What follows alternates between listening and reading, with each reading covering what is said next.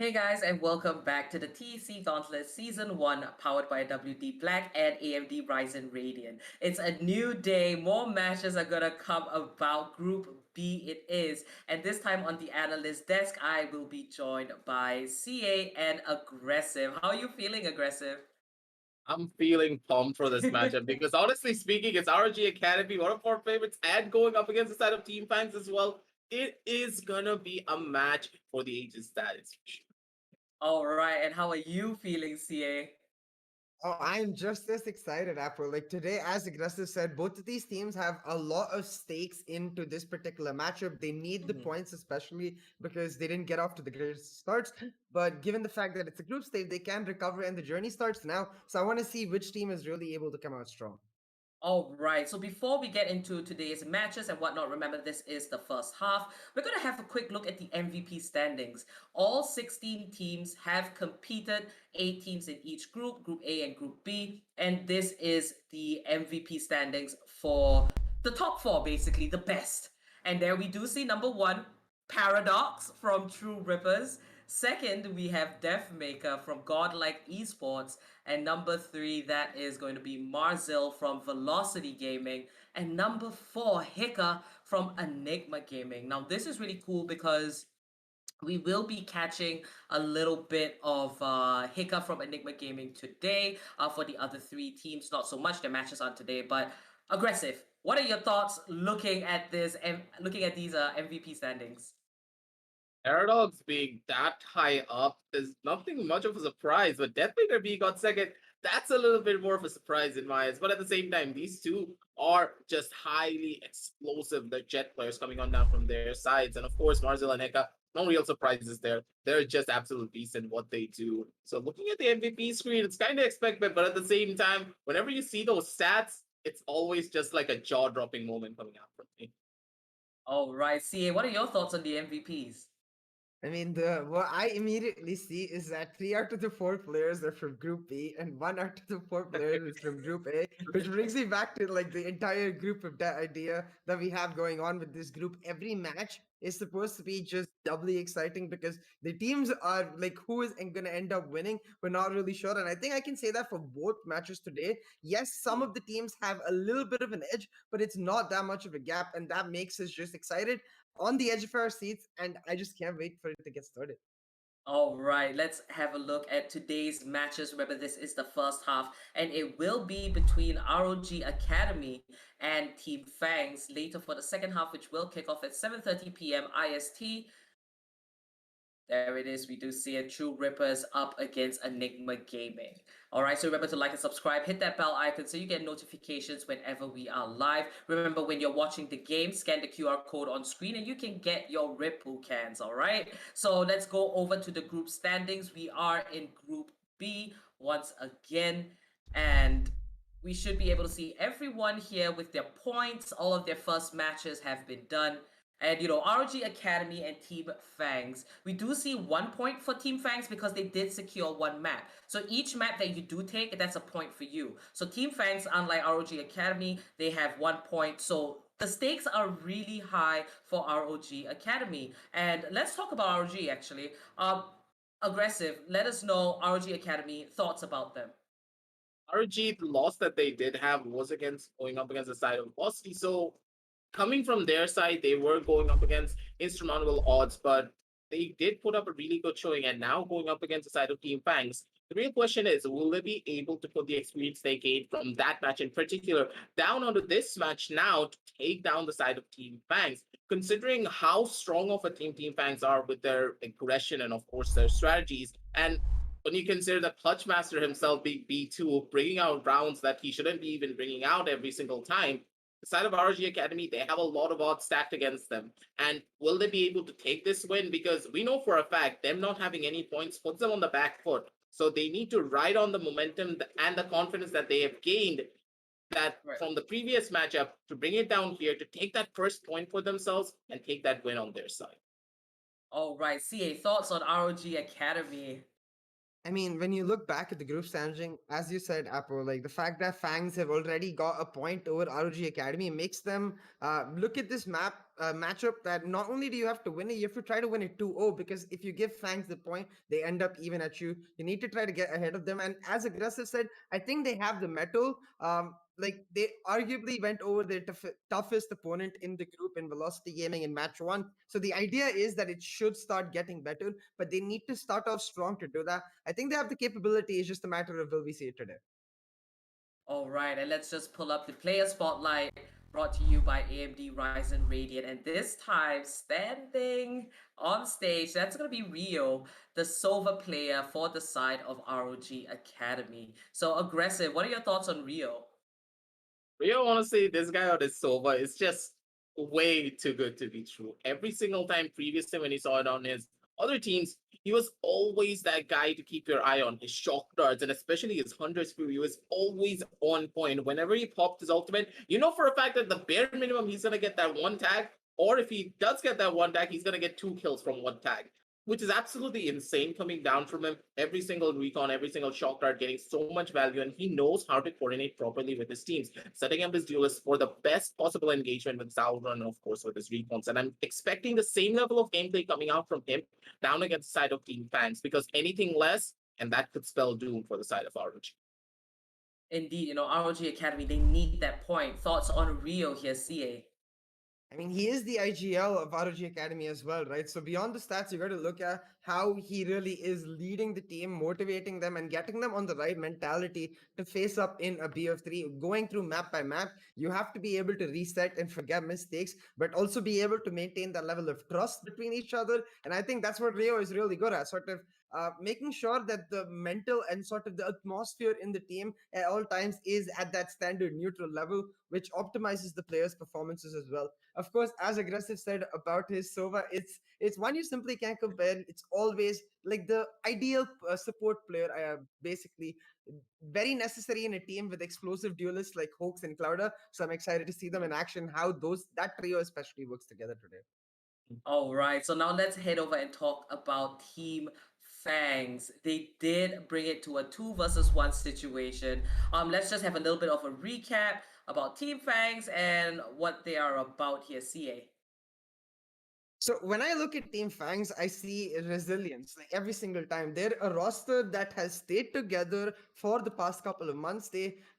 As you said earlier, they have that 1 point from the one map they were able to win, and the fact that they won the one map means they were really, really close to securing the entire series as well. And I think that's what the journey is about them. They got a small bite of what they wanted in the first matchup, but for today, they're gonna want the entire cake. They're going to want the matchup, and I know that they're able to deliver it. The player I'm really looking at, though, to be the X factor to delivering it is Cactus. I think he almost popped off last time, but a little push could just take him all over the edge and make him be that MVP we need.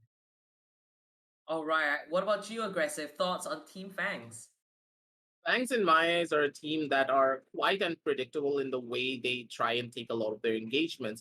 Yes, they are a team explosive when it comes down to their mechanical talent, but when it comes down to their communication, it feels as though there is something lacking. And that was one of the prime reasons why they lost out on their previous matchup. The communication was just not there. A lot of their members were trying to do what they knew to do best. And when it came down to those certain 2 versus X or 3 versus X scenarios, then and only then it felt as though the communication was just in sync with one another. And hopefully they went back to the drawing board and came back even stronger for this matchup. Because against the side of ROG Academy, if your communication is not on point, they're always going to be the ones to take you out before you can even go in for a proper execution. Because when you consider communication for their side, they're just on another level. And hopefully, Team Fangs, they're going to be able to bring their A game when it comes down to the terms of communication.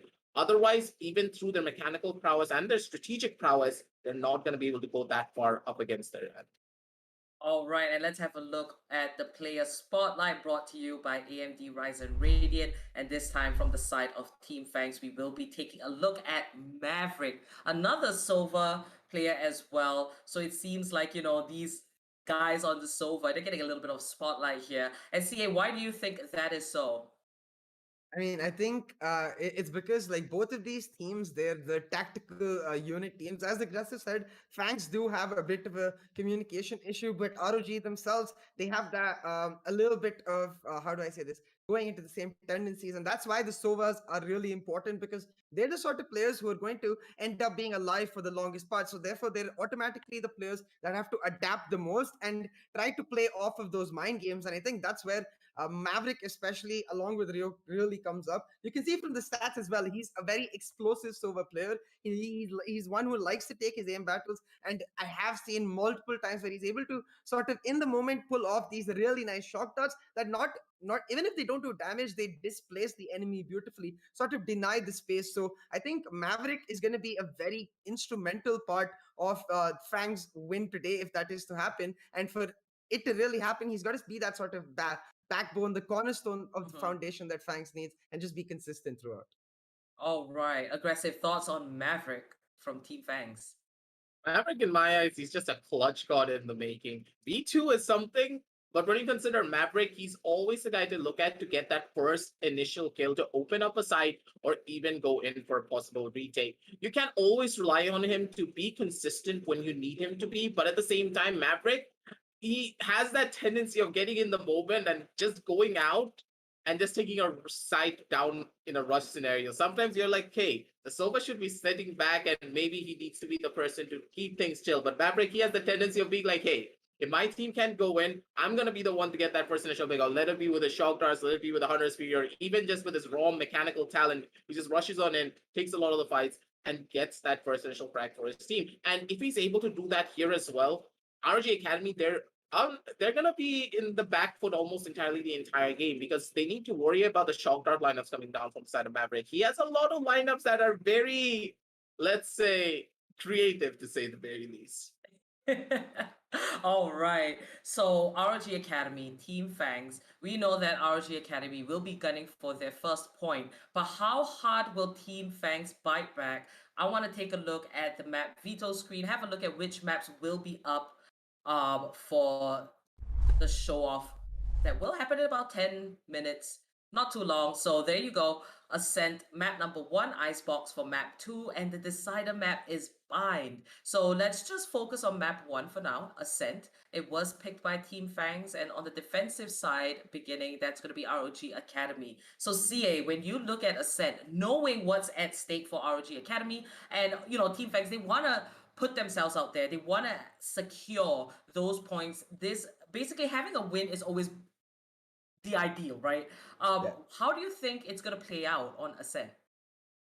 I think going into Ascent, the biggest area of attention that we're gonna see across the map is gonna be where the Sova and the double duelist combo end up playing. The Phoenix is ridiculously strong on the Ascent, and Clouder on the Phoenix makes it one of his priority picks, where he actually gets to play his own game more than sort of fit into what the team wants, and that's where I feel like we see him at his freest. So I'm gonna look at that combo, like the Sova Phoenix combo, and the same on the other side, the Sova duelist combo between Maverick and Cactus, where Cactus on his opping can really sort of be able to play that anchor where him solo allows his team to stack up. So I want to see ROG Academy try to break that using that Phoenix especially and take advantage in map 1, because going into Icebox map 2, like that's where they played the best against VLT. So if they can take map 1, I think they're in a very comfortable position.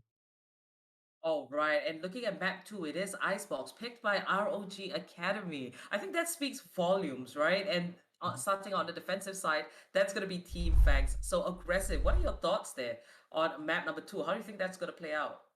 Map number two, Icebox, a map where strategy reigns over mechanical dominance. That is a place where the side of RG Academy will be at their finest because they're a team, as we always put into light, a team that love to be much more strategic in their approach. So RG Academy, they should have that form of advantage, and that's why they picked up this map in particular because they are very confident in their strategic prowess to bring their A game against the side of Team Fangs. And if Team Fangs they want to win against the side of ROG, they need to bring something a little bit more different, not just rely purely on raw executions, rely on map control, possible control of multiple different sidelines, use those lurks, use the angles that they have in their arsenal. Because when you consider Icebox, there are a lot of off angles to play with, and they need to try and catch ROG off guard. Otherwise, they could just be running into death traps set up by the side of ROG.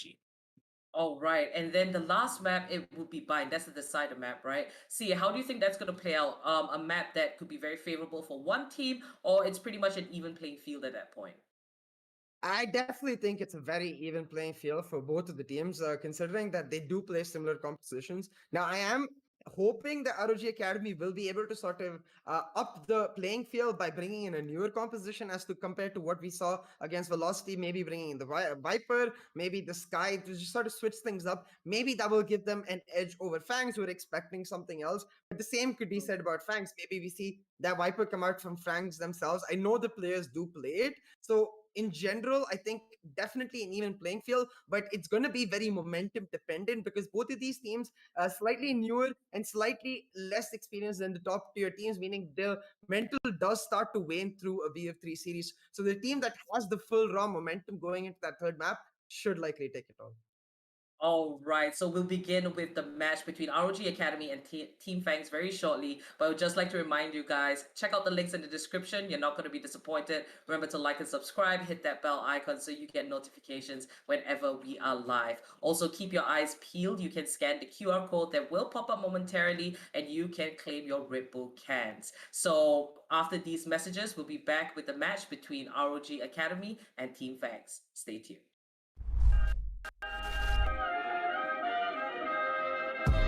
This is 3 things you didn't know about me. The first thing is, before a match, I like to warm up in the range while listening to lo-fi beats.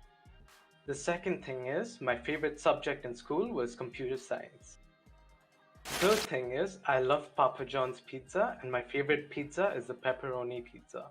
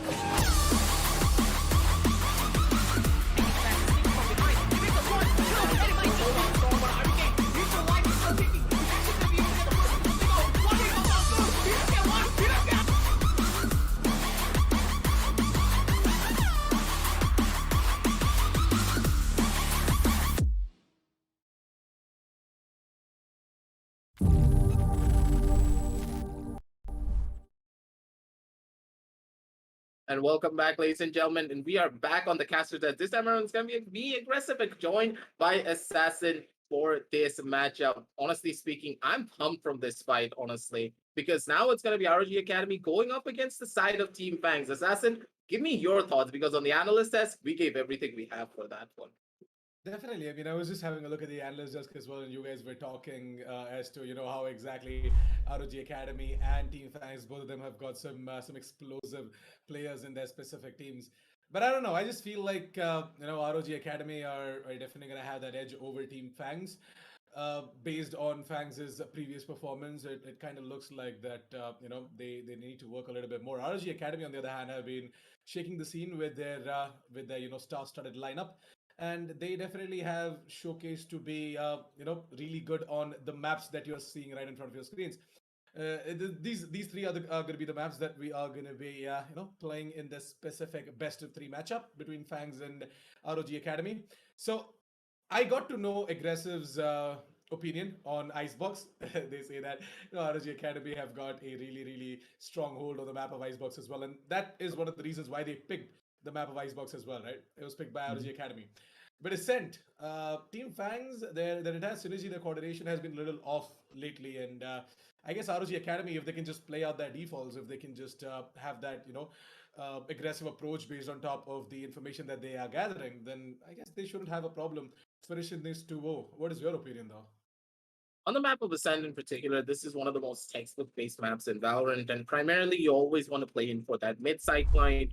You want to try and go in for bare bones level of map control to bring this map in your side, because it's all about the executions. If you're able to execute properly, then you're going to easily take over the map.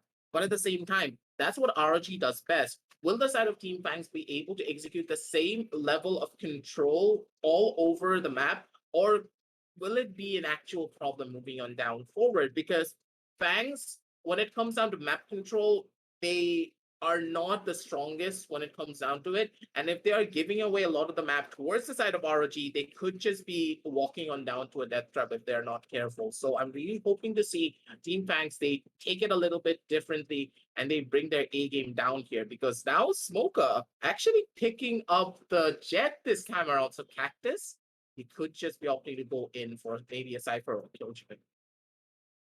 Yeah, really looking good when it comes to the aging composition coming in from both of these sides, right? We did have a little bit of a talk during the analyst desk, UNCA, like, Rio versus Maverick. That is definitely going to be one of the fights that we are looking forward to. And at the same time, I'm really happy to see Smoker on that Jet. I'm not so happy with Cactus on the Killjoy. I mean, I'm not really sure how exactly that is going to work out, because, see, Cactus has been popping off on the Jet role. And to put him on the Sentinel, I'm not really sure how exactly that is going to work out, because Smoker on absolutely any agent whatsoever. We have seen Smoker play on the Killjoy before, and that guy did a really good job. But I don't know how this role switcheroo is going to work out. Really looking forward to what exactly is going to happen. And with this default kind of a setup, right, we can expect some fireworks in the server for sure. Could be the case, but at the same time, Cactus on the Killjoy could be the SK Rossi effect, looking back to the match that they had previously, where he opted to go with the Killjoy and just top fragging the entire lobby and just shoot people with that. That can also happen, because I always talk about this. Having your Sentinel player have just cracked out aim makes your defensive side even stronger. And the fact is that when your Sentinel is just this strong, you always have a potent backbone for your entire roster. Even if everyone dies out, you can always rely on your Sentinel to possibly clutch out the round, bring the momentum back in your favor, and also give a massive morale boost. Because whenever one of your players get a massive clutch, honestly, Assassin, tell me, you can say the same thing, that you get a massive morale boost yourself and you play better than ever. Really agree with you on that. I can't wait to see what we are going to be seeing in the pistol round itself. There's going to be time to see Who exactly is going to be taking the pistol, ladies and gentlemen?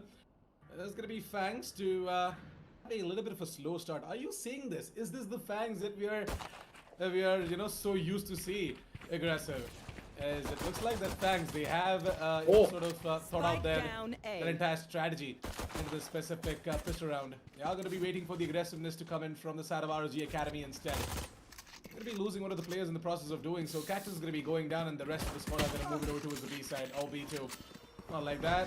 Not supposed to miss that, but at the same time, Cliff, he has that aggressive position over towards the defender side of spawn. He can just walk into the smoke if he wants to. No one from the side of Team FANGS are too cautious about the defender side of spawn, except for Smoker, of course. 45 seconds, the spike should be planted anytime soon. Smoker and the rest of the gang are just going to move it over towards the site, and I guess Glyph, he's just gonna wait it out. Wait 15 seconds for the turret, and as soon as the turret is gonna be active, he's gonna place it out as well in order to get some information. And we are gonna be seeing, on top of one flashbang, the rest of the gang from the side of ROG Academy to just go ahead and peek out. But it looks like that Kohli has just suddenly activated himself. It's gonna be Clouda all by himself in a 1 versus 4. Does manage to get the frag on towards Kohli, but then Smoker comes in, gets the trade to put up the first round on the board for Team FANGS. Oh, that passive approach, it worked out for Team FANGS despite the man advantage secured for ROG Academy. They did not take away the pistol on aggressive. It was a little bit questionable when it came down to the retake. No one came down from the angle of market. No one even tried to break down the market door. So is that really the plan that they opted to go for? A little bit of a disconnect when it came down to the retake for the side of ROG Academy, but at the same time, understandable what they were trying to do. They wanted to go in for a 5-man rush, get that first initial kill down on towards the side of Speedway, and then make a rush down into the site. But at the same time, you spotted out a player holding on down from the bottom end of the staircase. You know for a fact that Kohli is there. You know for a fact he will peek out in a matter of seconds, and you still opted to go in and ignore him. A little bit of a question mark, but at the same time, no harm, no foul. That was just a cluster round. Moving on now down to the anti-eco. So here is where their side will be in a little bit of a questionable state. Will they be able to take a lot of these engagements and try and get some value out of their eco round? Or will there be a massive disconnect coming out from them? Because now I always talk about this. Whenever you go down to an eco, you need to try and get at the bare minimum of maybe 2 to 3 kills to try and get some form of an advantage, because then you can dictate the pace of the following matchup a little bit better, because then you're forcing your opponents to buy a lot of the guns. You're not allowing them to play for a proper bonus. And considering what he has seen from the side of ROG Academy, they could even possibly win out this round if they play their cards right. Through that, and it's going to be down to how exactly ROG Academy are going to be approaching this specific round as well as aggressive said. And I guess Team FANGS shouldn't have a problem if they can just keep on going with whatever they have been doing as well. Shouldn't have a problem to get that second out of the board as well as ROG Academy. I don't think so. They are going to be going in for any adventurous approach. They are going to stick to the custom of going in for an eco and then getting their full buys out in round number 3 as well. At the same time, FANGS, their aim is not a problem, at least for today. I mean, they're not like we saw them the previous game, I guess. When they had a slow start and the entirety of the team, they were struggling in order to fight on these flags as well. But yeah, now we are back into the game, and I guess Smoker, we're going to be seeing him play inside of that smoke. Goes out and takes down Glyph, and the guy is just not stopping. That WP is so freaking hard that it might just come out of his keyboard. And the entirety of the FANGS roster is going to do the same as well. Wow, it looks like that the role switcheroo has helped out FANGS a little bit aggressive. Are you seeing this? That was a little bit questionable. What just happened? The round just started. They rushed out into the side. They got the spike plant. Smoker got 1 kill. And as soon as he got that 1 kill, held his W key hard, and everyone from the side of heaven just disappeared into thin air. Well, the round just started and it's already over, and we were talking about the fact that ROG Academy needed to get that 1 kill to try and not allow the side of Team FANGS to play on a bonus, but the bonus round does go on through, but Smoker He actually gets his kill down on the Hulk. He just burns him down, but at the same time, Cloud gets another burning kill with his own one hand in his hands. The shots are going to be raining on in. Fancy does get the first initial pick off. He's actually going to be able to get the second. The spray transfer is not going to be able to take down much more though. But still, Cloud, he's there. He's still living. He's still kicking. He wants to go in for another kill. Spots out Maverick and shoots him straight in the head to take him on out. 1 and 2 on the scorecards, ladies and gentlemen. And once again, such an explosive start coming on down from the side of Team FANGS, but it felt as though the follow was just not there. Smoka, he dashed in way too fast in this round in particular. On top of that, there was absolutely no one to help him out as well, right? There was no support whatsoever. He did open up space into the site. There was absolutely no one to support him or get his trade as well. Like, everyone came much later, and Trans, he just quickly got his aim back into speed. Got it snapped to the face of the Killjoy, and Cactus went down as well. It was a bit of a sad approach coming in from the side of Team FANGS, in my opinion. Like, this is something that is lacking from them, and I have been, pointing this out every single game. Like, they do have explosive players, they have amazing fraggers, but there's absolutely no one to support each other, right? So there's that lack of communication as well, most of the times. When the player is just dashing into the side, but there's absolutely no one to support him. Found them. So this is something that that FANGS have to work on, and I guess if they can just work on that, then they are pretty much, in that tier list as well. Smoker once again has moved in over towards the top mids, and I guess Trans knows this. Trans has heard him out. Trans is going to try and hold that off angle, but at the same time, Smoker is going to be down to how exactly he's going to go in for the peak. I'm going to be seeing a little bit of a distraction coming in, but I guess Trans is going to get distracted. Oh no! Mind. It is going to be Smoker to just put in 3 kunais and take down. Actually, it was just 2 kunais, right? 2 kunais in order to go ahead and get that kill as well. Maverick trying to break open the door towards the markets, and with 30 seconds left on the clock, 30 seconds it's going left. to be ROG Academy to hold on over towards the B side like a form. Rinso, on the other hand, is lurking towards the tree rooms, but little does he know that Cactus is holding that angle as well for any sorts of lurk whatsoever. I guess ROG Academy, they know the tendency coming out from the side of Team FANGS. 10 seconds left. Try and get something done. Never mind. Get the tag onto the Smoker, and to be all down to Glyph, who's going to be rotating over towards the A side as well. What the hell just happened? Such a confusing round. Team FANGS, they have been making these mid-round calls, like, mid-rotation calls as well. And it has quite been working out for them. The more questionable fact is that Glyph, he was actually the first one to get that first initial kill down on the B2, and I thought that it was already over.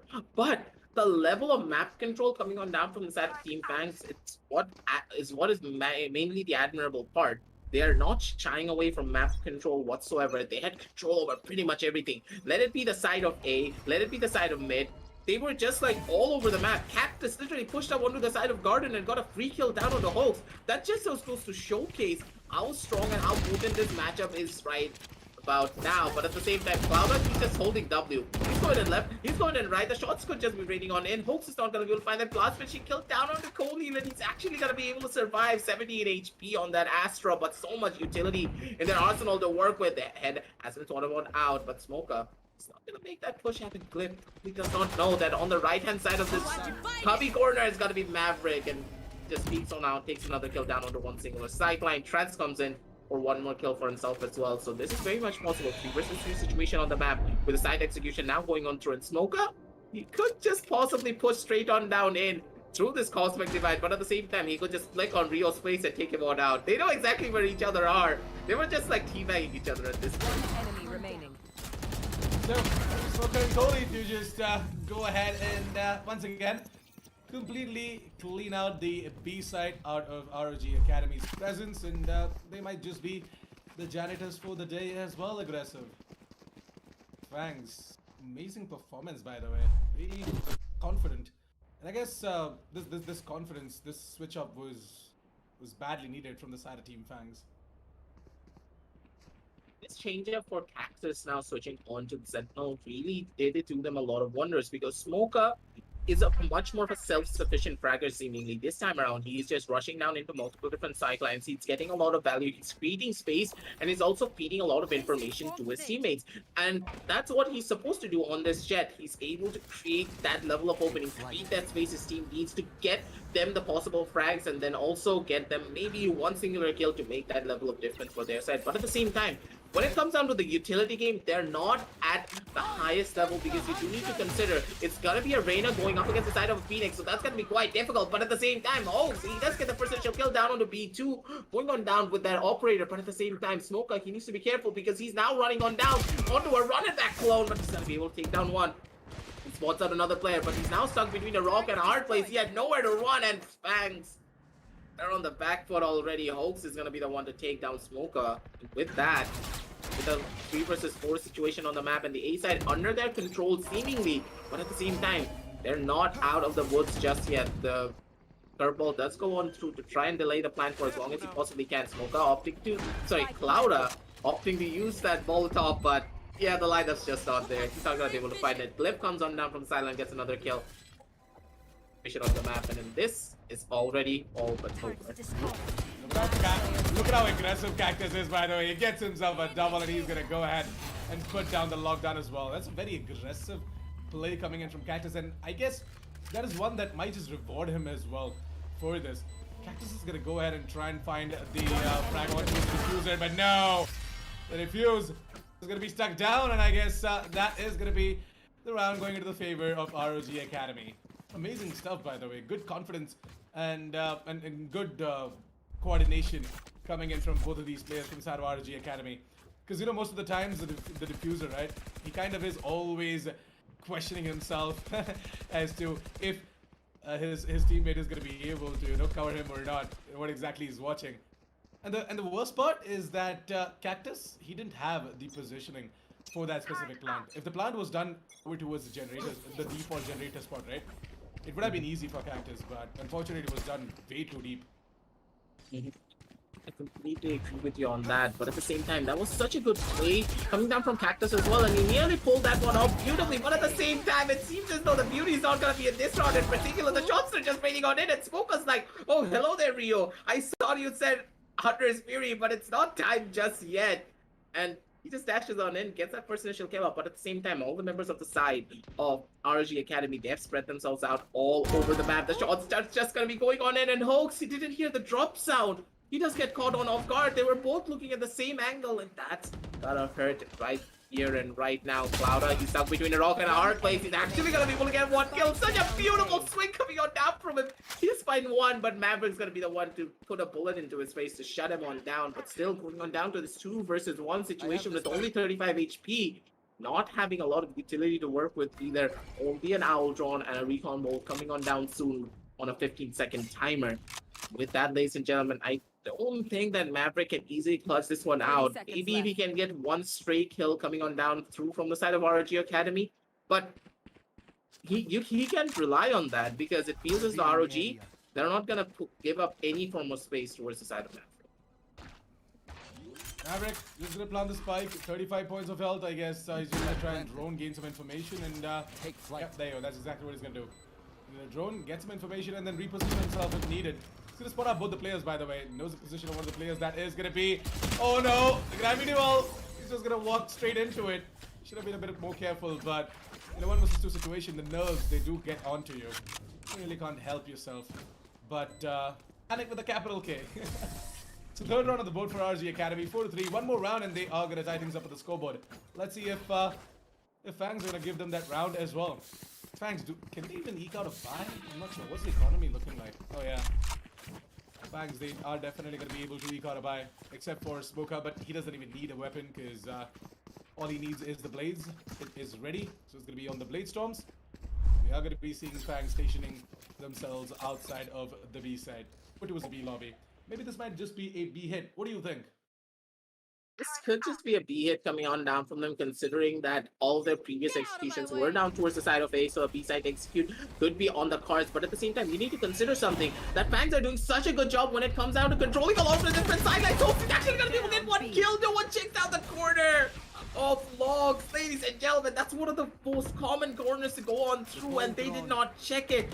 A massive flaw coming on down in the plan of Team FANGS, and with that, they just lose out on 2 members and hopes he actually gets out with his life. That should not have happened whatsoever in this type of scenarios, and Cloud are coming in for a massive backup from the side of Market itself to make sure he gets that one more kill to get hopes out of that sticky scenario. Beautifully done, ladies and gentlemen, from the side of Team ROG Academy, but at the same time, FANGS, they cannot be counted out just yet. Maverick, he's at quite low levels of HP, 10 HP to work with, not much he can do, or maybe just be a little bit of a bait for Cactus to bring him back for their side. But surely they're making that push happen. And in this 2 versus 4 situation, communication is key. You need to make sure that you both are on the same page and you cannot miss any of your shots.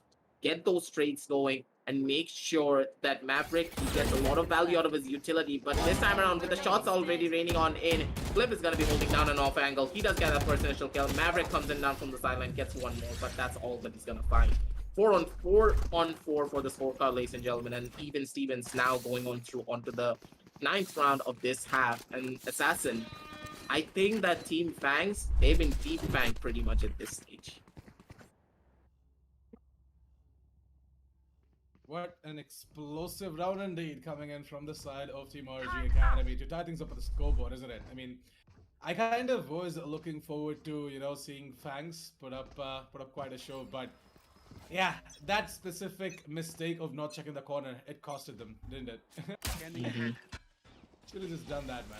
They should have just checked their corner. I thought that, based on top of that leer that came in from the Reyna, I thought Smoker is just going to check the corner first. Smoker's going to check the logs first, and then he's going to further move over to a switch, but nah.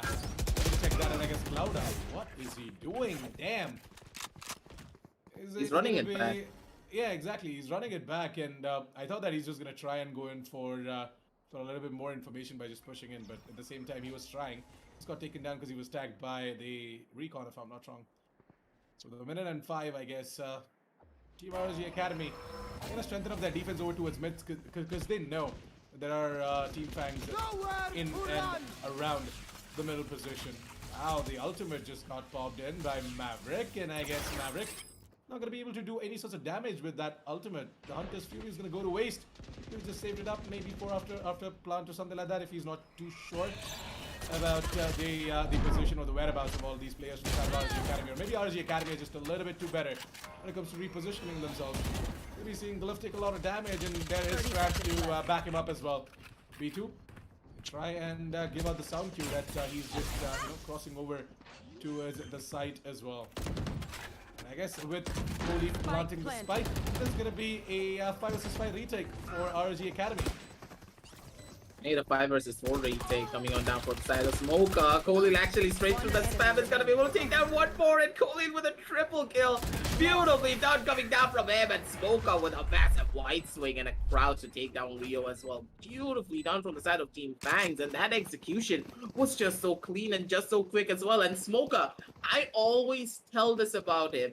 He's such a self-sufficient fragger. Honestly speaking, who the hell else will be there on a jet, not entering down into side, but instead being aggressive down towards the side of mid, getting that first initial kill, and then pushing yourself down onto the defender side at spawn. He is a madman, and he's making this thing work. Beautifully done from Smoker to make so much space for his team and cause so much confusion, because his team was able to capitalize on that and bring it back to their side. Good change up when it came down to their strategy, and once again, Smoker, he does get the first initial kill down onto Trans, and ROG, they're on the back foot once more. But as I was just saying that, Rio gets one kill down onto B2, so yeah, even Stevens going through. Even Stevens indeed, and I guess there's a little bit of a push-up being made by ROG Academy from the B mains area, and that push is definitely going to reward them of one kill, not more than that. Oh, I'm going to reiterate myself. Rio is going to find himself another one on towards Cactus, bringing the man advantage in a neutral state right now. Yep, the man advantage is going to be neutralized, and I guess Smoke Up is looking to find a frag on towards Clouda, who is trying to push in from the short position as well. Clouda's got nothing but a frenzy, whereas Rio has got himself a Vandal. So this round heavily relies on Rio quite a lot. They can definitely go ahead and turn this around. All they need to do is stick together and figure out as to where exactly FANGS are going. Kohli drop in one of the stars over to a short position. Gonna smoke it off so that none of the players aggress in. But little do they 30 know that seconds. Cloud has tendency of One just pushing enemy in. And through that push, enemy he's gonna remaining. find himself a frag with the Frenzy. He's gonna take down Smoker, and with that, Kohli, let's down to 1v1 against Mr. Rio. But look at where Rio is. Kohli has got no idea whatsoever that Rio is over to his defensive spawn, that to be the Vandal. And with that, the 5th round of the board for ROG Academy. 5-5, ladies and gentlemen, as right now the fight is pretty much tooth and nail. Beautiful positioning coming down from every single member of ROG Academy. Understanding that, hey, FANGS has a tendency of being aggressive down onto this specific sideline. So if they're going and being aggressive down towards the side of A, the chances are no one's holding down from the side of B main, and that's exactly what happened. Rio, understanding that B2 is just going to be making a walk down towards the side of B main. That's what he's been doing since round number 1.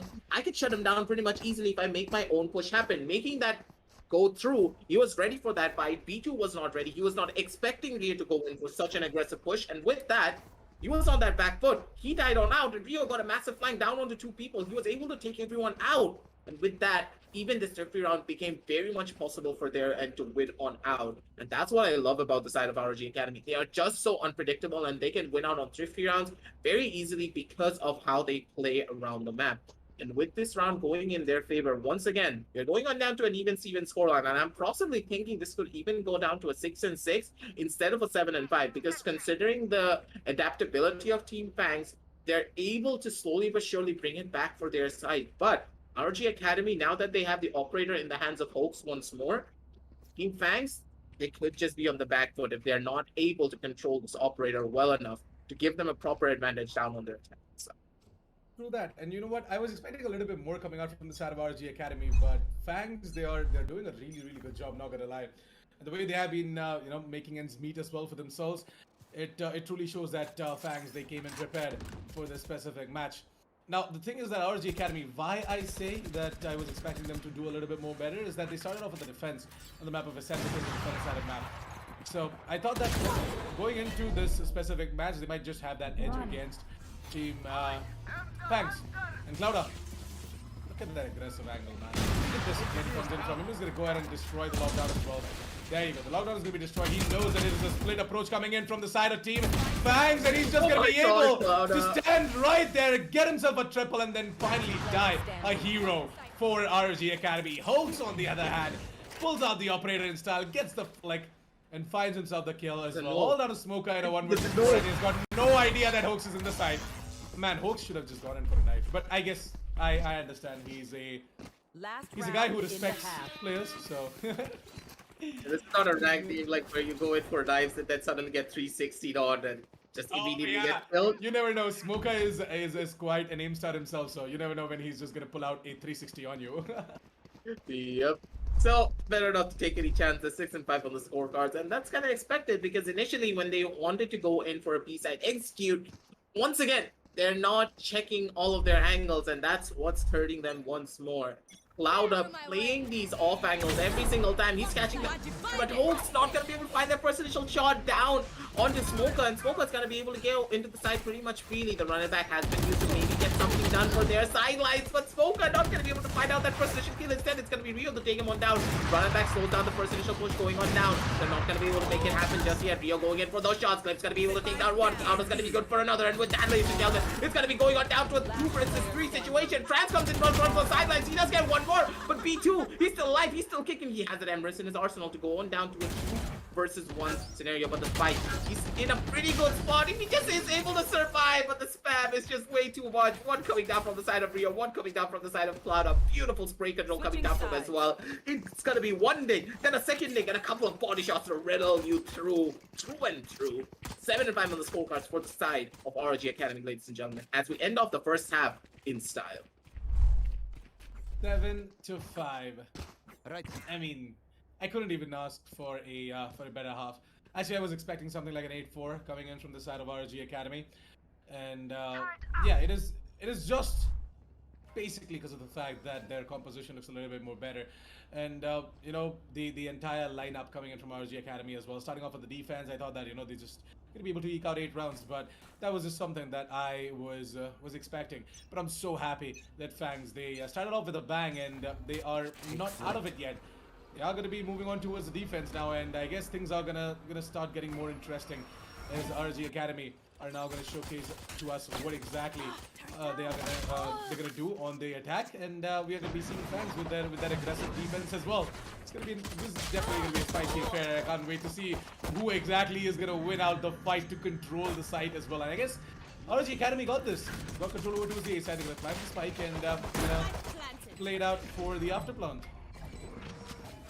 It's this. France is in a pretty good spot, but at the same time, the shots are just not connecting. Smoke is going to be the one to take him on down out. And Cloud is going to be able to get another hot hand skill down onto B2. B2's not having a good day when it comes down to these scenarios.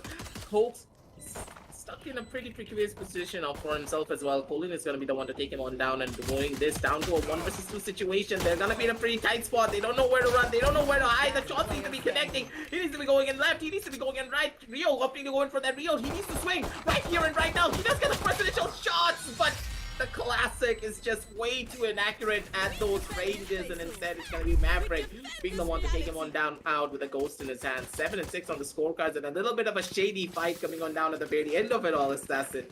I'm a tiny little bit confused, but at the same time, hey, it's going to be around for Team FANGS, and they're going to be happy about it, that's for sure. Team FANGS definitely are going to be happy about it. They got that retake done, and I guess it is some sort of a signature signature move coming in from ROG Academy as well. They kind of don't tend to do that great on the pistols. I don't know. Is it like a pattern? Because this is like the first time I'm casting an ROG Academy game. It really depends on the scenario, but at the same time, I guess so. But you know, like it's those pistol rounds. Pistol rounds require a little. Right? Yeah, it's very situational. The pistol rounds sometimes go well, sometimes they go bad. But at the same time, it seems that there's a force spike coming on down from the side of ROG. So this could work out in their favor, and already it started off on the right foot. Just get that first initial kill down onto Cactus, but the spam goes on through. Holds gets sacked down to only 16 HP. Spike planted. So now he needs to play this a lot more safer than he ever did. The spike has gone down. The man advantage still in the favor of the side of ROG Academy. With this, they should be able to make that push happen. Understands that 3 players are holding on down from the side of upper heaven. The shotguns are not going to drain on in beautifully, but Maverick, his ones are going to be landing perfectly down. But no one knows that Trance is holding on down from the bottom side of heaven. He does get a first initial kill. The running gun is going to be going on through. B2 is actually going to be able to find that, but still Trance, he does get one more from the sidelines, and the man advantage is still in the favor of the side of ROG Academy. Will this be going on down to a 1 versus 2? Yes, it is. It's gonna be going on down to a 1 versus 2 situation. Sorry, just as I was talking about that. But there's not really a lot of time. Maverick, he needs to get one more kill, but he's not gonna be able to find out much whatsoever. And this force by round coming on down from the side of ROG, working out beautifully, catching all the members of the side of Team FANGS off guard. They were not ready for this, and I'm pretty sure that Cactus, he wanted to go in for that swing from the top side of heaven because he expected them to be on eco. But the fact is, they bought the guns, and Cactus, he just got completely caught off guard. Yeah, like the force buy, right? It definitely threw a little bit of a wrench into the works of Team FANGS. But at the same time, I'm pretty sure that they are going to be equally surprised as us, aggressive. Like nobody would expect ROG Academy to just go ahead and force it out, right? What if they lose it out? Then they badly won't have any economy whatsoever moving on towards the further rounds, and that would mean that FANGS can tie things up on the scoreboard. But I really love the confidence going in from you know, the side of ROG Academy, and the way they made that specific force by work out on that favor.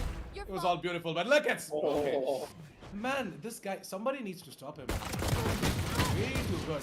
Somebody enough Smokey, please. But yeah, with a minute and 10 seconds on the clock, Glyph is taking his own fight against Maverick, and it is going to be Maverick to win out that specific fight as well, with nothing but a pistol.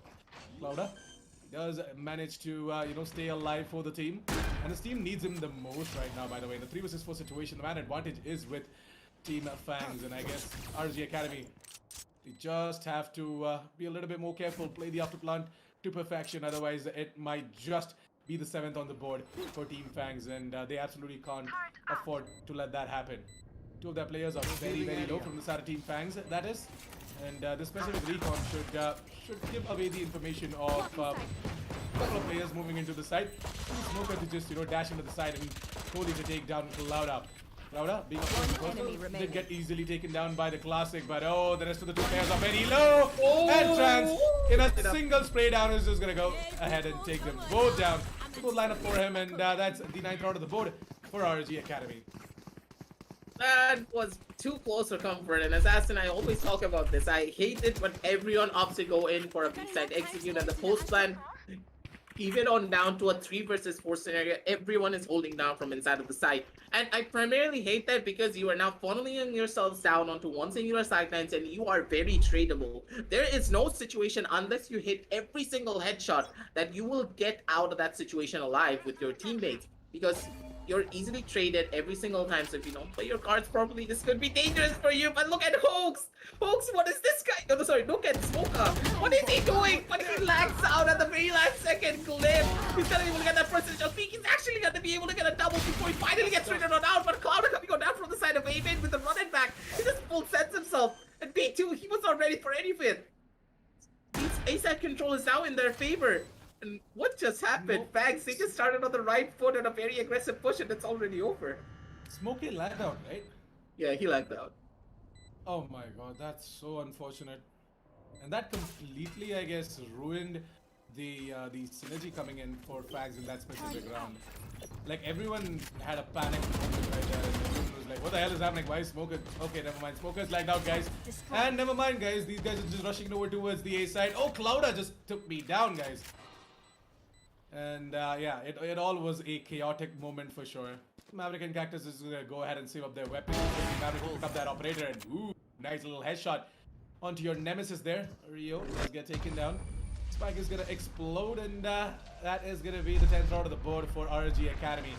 They're on to double digits aggressive, and I guess it won't be long till we are gonna be seeing a little bit of a timeout called in from the side of Team FANGS.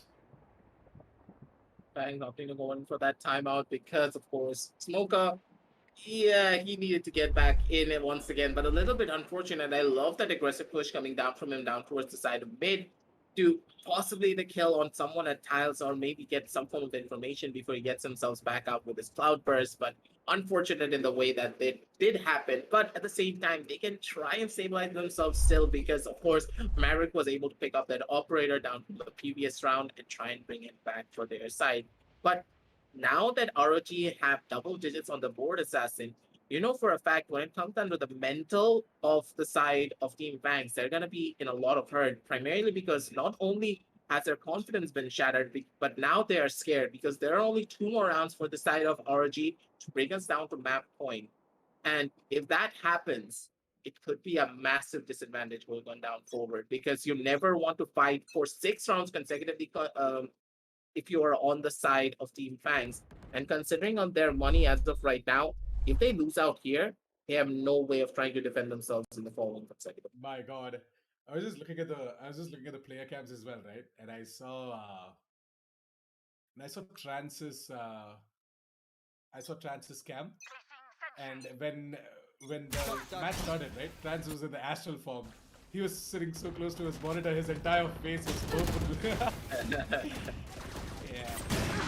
But yeah, guys, it looks like that once again we're going to be seeing FANGS who are going to be playing a lot more aggressive. This is an eco round, by the way, for them, I guess. No, never mind. It's just Smoker to be playing on the blades, and the rest of the gang have eked out a buy for themselves, as they did save 2 of the weapons, so it makes sense. Yes. And yeah, this specific attack over towards the B side is catching Maverick. Yeah, that's God, and yeah, there's no freaking way that he's gonna be able to survive. Players not towards the Smoker, on the other hand, can definitely save the round for the deep. All he has to do is just go ahead and get all of these heads to the side of ROG Academy. ROG Academy, on the other hand, they need to be a little bit more careful as Coley went into that astral form. And yes, Clouda. What is he doing? There you go. He's finally gonna come alive, and he's gonna come in with that flank as well. I was expecting Clouda to be making that move a second before, but it's completely fine. He got it. A beautiful play coming on down from the side of Cloud, making that push down from the side of B-Main. And that's what I love. That's what should be happening down here when you go in for B-side execute. Send 3 members down, or maybe send 2 members down inside of the site. Play 1 member on that flank because you need someone to opt to go on down towards the angle of market, or maybe just hold down from the side of B-Main. Hold it down aggressively from the back end. Cause that little bit of pressure so you can alleviate some of the presence that the side that the defender side can have over on the side, so that your team members who are holding down from deep inside of side will have a chance to try and take a lot of the engagements at their own pace. And that's exactly what Clouder did. Understanding all of that, he was able to survive. And Maverick, I think a little bit of a panic moment coming down from him as he shock darts himself, but still, no harm, no foul. But Clouder, it's like, yeah, there's a lot of harm and there's a lot of foul going on through B2. He just gets caught off guard in the communication gap. I think it's showing once more. Team FANGS, they're breaking down just a little bit, seemingly. Yep, this is something that I touched upon, right, when we started off with the match as well. Thanks. Like, they start off really good, okay? Sometimes they have a slow start and then they build up the momentum and they win out the map. But when they are having a very explosive start, and what the hell? Oh no. Folks and Kohli, they get absolutely wrecked and destroyed. And it looks like that Cactus can do quite a lot.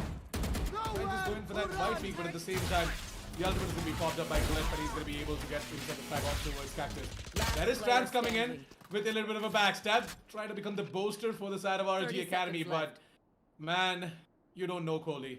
Kohli, he himself does all of this for the side of Team FANGS as well, so he knows your tendencies. So in a 1 versus 2 situation, Rio, he has got his recon dart ready, so he can just throw that recon dart onto the side, moving over towards the side. But will he be allowed to set foot into the side is the $1 million question, and no is going to be the answer coming in from Smoke Up as the 7th out of the board comes in from the side Team FANGS. But I'll just continue what I said, right?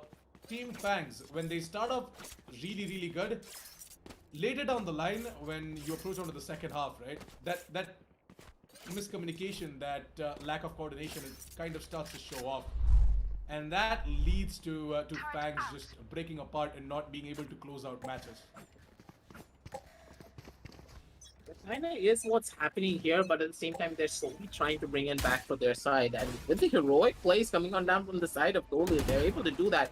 Such beautiful usages of utility as well. Using the gravity well, using the stun in quick concession down with one another. They were able to take down multiple different side lines, but at the same time, look at the shots coming on down this hammer out. The runner back gets absolutely no value. Beautiful use of that gravity well coming on down from the side of Goldie, but at the same time, Trans, he's gonna be able to get that kill down on the G2 once again. Not having the best of days seemingly, but Hoax comes down from the sideline, gets another kill down on the Kohli, and now there is no form of faster utility for them to work with. And now Smoke Up, he's tagged down with only 2 HP to work with. All the members are going to be pushing on down in, and Cactus, he doesn't know where to shoot. He's pretty much stuck between a rock and a hard place, but at the same time, Maverick, he's actually able to get that first initial kill, but Trans comes on down from the side of mid to take him on down now. Beautifully done from the side of ROG Academy, ladies and gentlemen. Take us down onto match point already.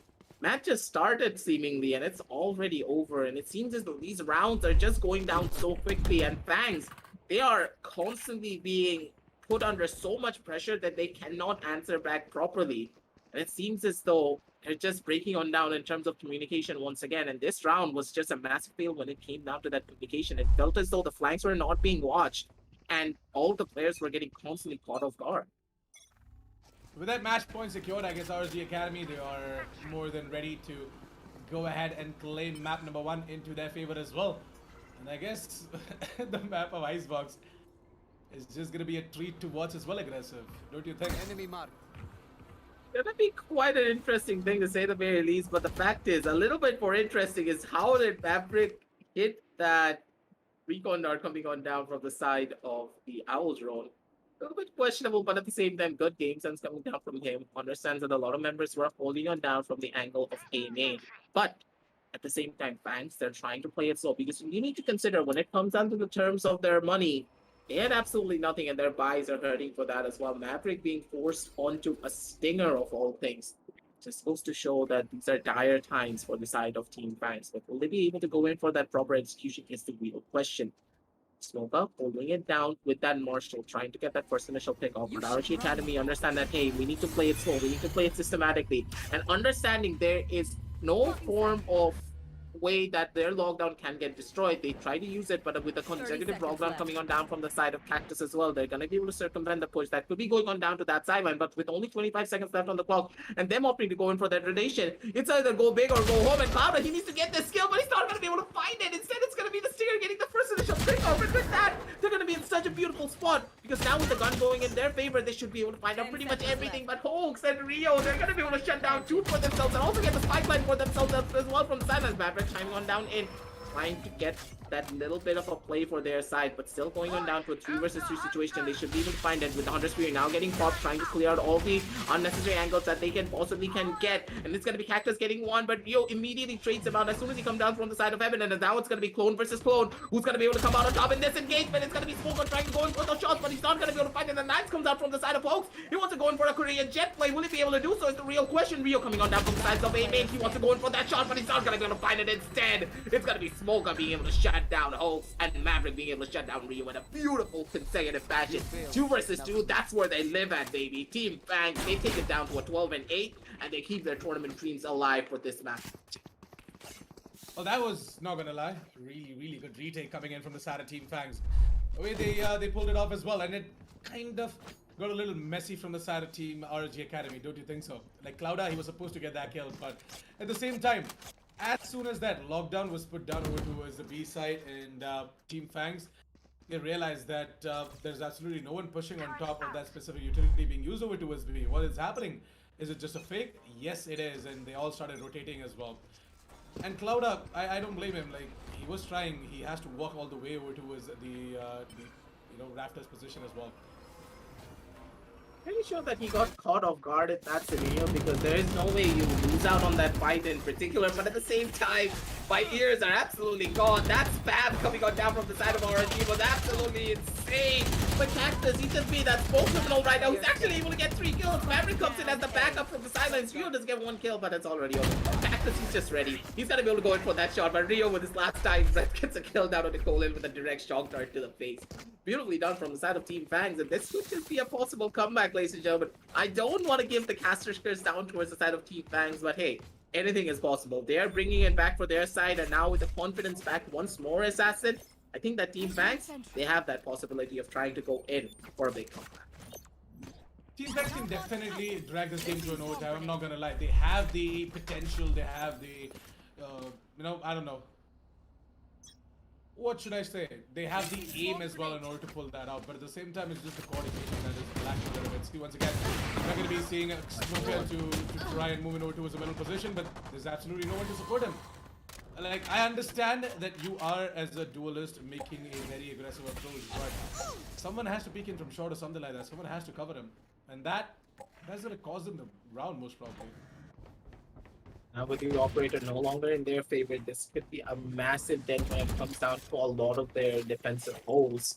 Because that operator is pretty much down in the middle of nowhere almost, and they need to go down towards the side of mid and try and expose themselves, or maybe use a little bit of a form of utility to bring it back for their side.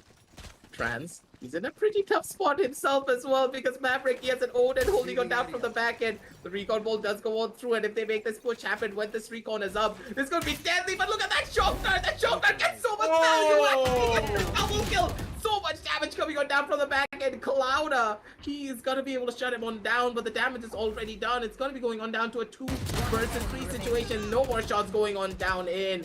Cliff's not going to be able to find out much. Cloud opts to go in for those shots, but he's not going to be able to get anything done. Cool is going to be the one to shut him on down, but still, Maverick, he is the MVP of this round. So much value out of those shock darts, ladies and gentlemen. That's what you expect coming on down from your Sova. Using his abilities to get those kills instead of his actual guns. Some stars in the astral plane. Man, I mean, damn. Like, the way FANGS got that round, especially Maverick with that double kill on the shock dart, it truly goes on to show the prowess this guy has on his lineups, his darts and whatnot. 45 seconds, and I guess it truly is going to be an interesting affair to see if, Team FANGS are going to be able to drag this game to an overtime or not. And if it does go to overtime, then is the curse going to be true for the side of Team FANGS? So basically, the curse is something that that they do drag the game to an overtime, but then they're not able to close it out because of all of these reasons that we did state before: lack of coordination, lack of communication, and whatnot. So, yeah. Really looking forward to see if FANGS are going to be able to, drag this game to an overtime and possibly win out map number 1. Look at the amount of tension that has grown onto the faces of all of these gentlemen from the side of ROG Academy. Look at Clouda. It's just like, what can we do to just crumble down their defense?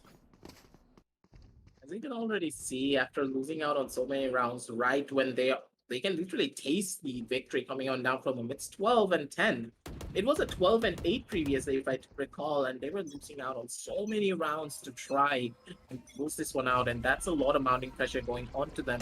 But still, no harm, no foul, because that last round in particular, not all of them were able to go in for those proper buys. They're able to get the information, though. That's the thing. They have so much information in their arsenal, but they're not able to close this one out, primarily because they're not able to get that first opening frag. And Cloud at this time around, using that runner back, he should be able to try and find something at the bare minimum to open things up for his team. Now, maybe going down towards the garden play, he's not able to clear out all of those corners. Does a little bit of damage to Colin, but that's pretty much it. They're still not able to find out much. Honestly, has been popped from the side of Maverick to try and delay the push for even longer, to allow his teammates to go in for proper positions to try and hold down strong for their sideline. But once again, RG Academy, they use so much utility down towards that A side, but they are not going in for that execution. They will not have anything to make their way down towards the B side and try and enter down into it. But at the same time, that goes to be the same for the side of Team FANGS, because now at this stage, they're trying to use as many forms of utility as possible to try and bring themselves a little bit of an advantage and holds. His patience pays off. He's going to be able to take down Coley with an aggressive push coming on down from him. The shots are going to be raining on it, but Smoker's not going to be bladed. And disgusting flank coming on down from the side of Cliff to take down another one. B2, he wants to go in for those shots, but he's only good for one, not more than that. And Maverick, he's the last member remaining. Will he be able to pull out the impossible? I don't think so, because Clouder, he has a flash in his hand, and Hoax, he has an operator in his arsenal. There you go. It's over.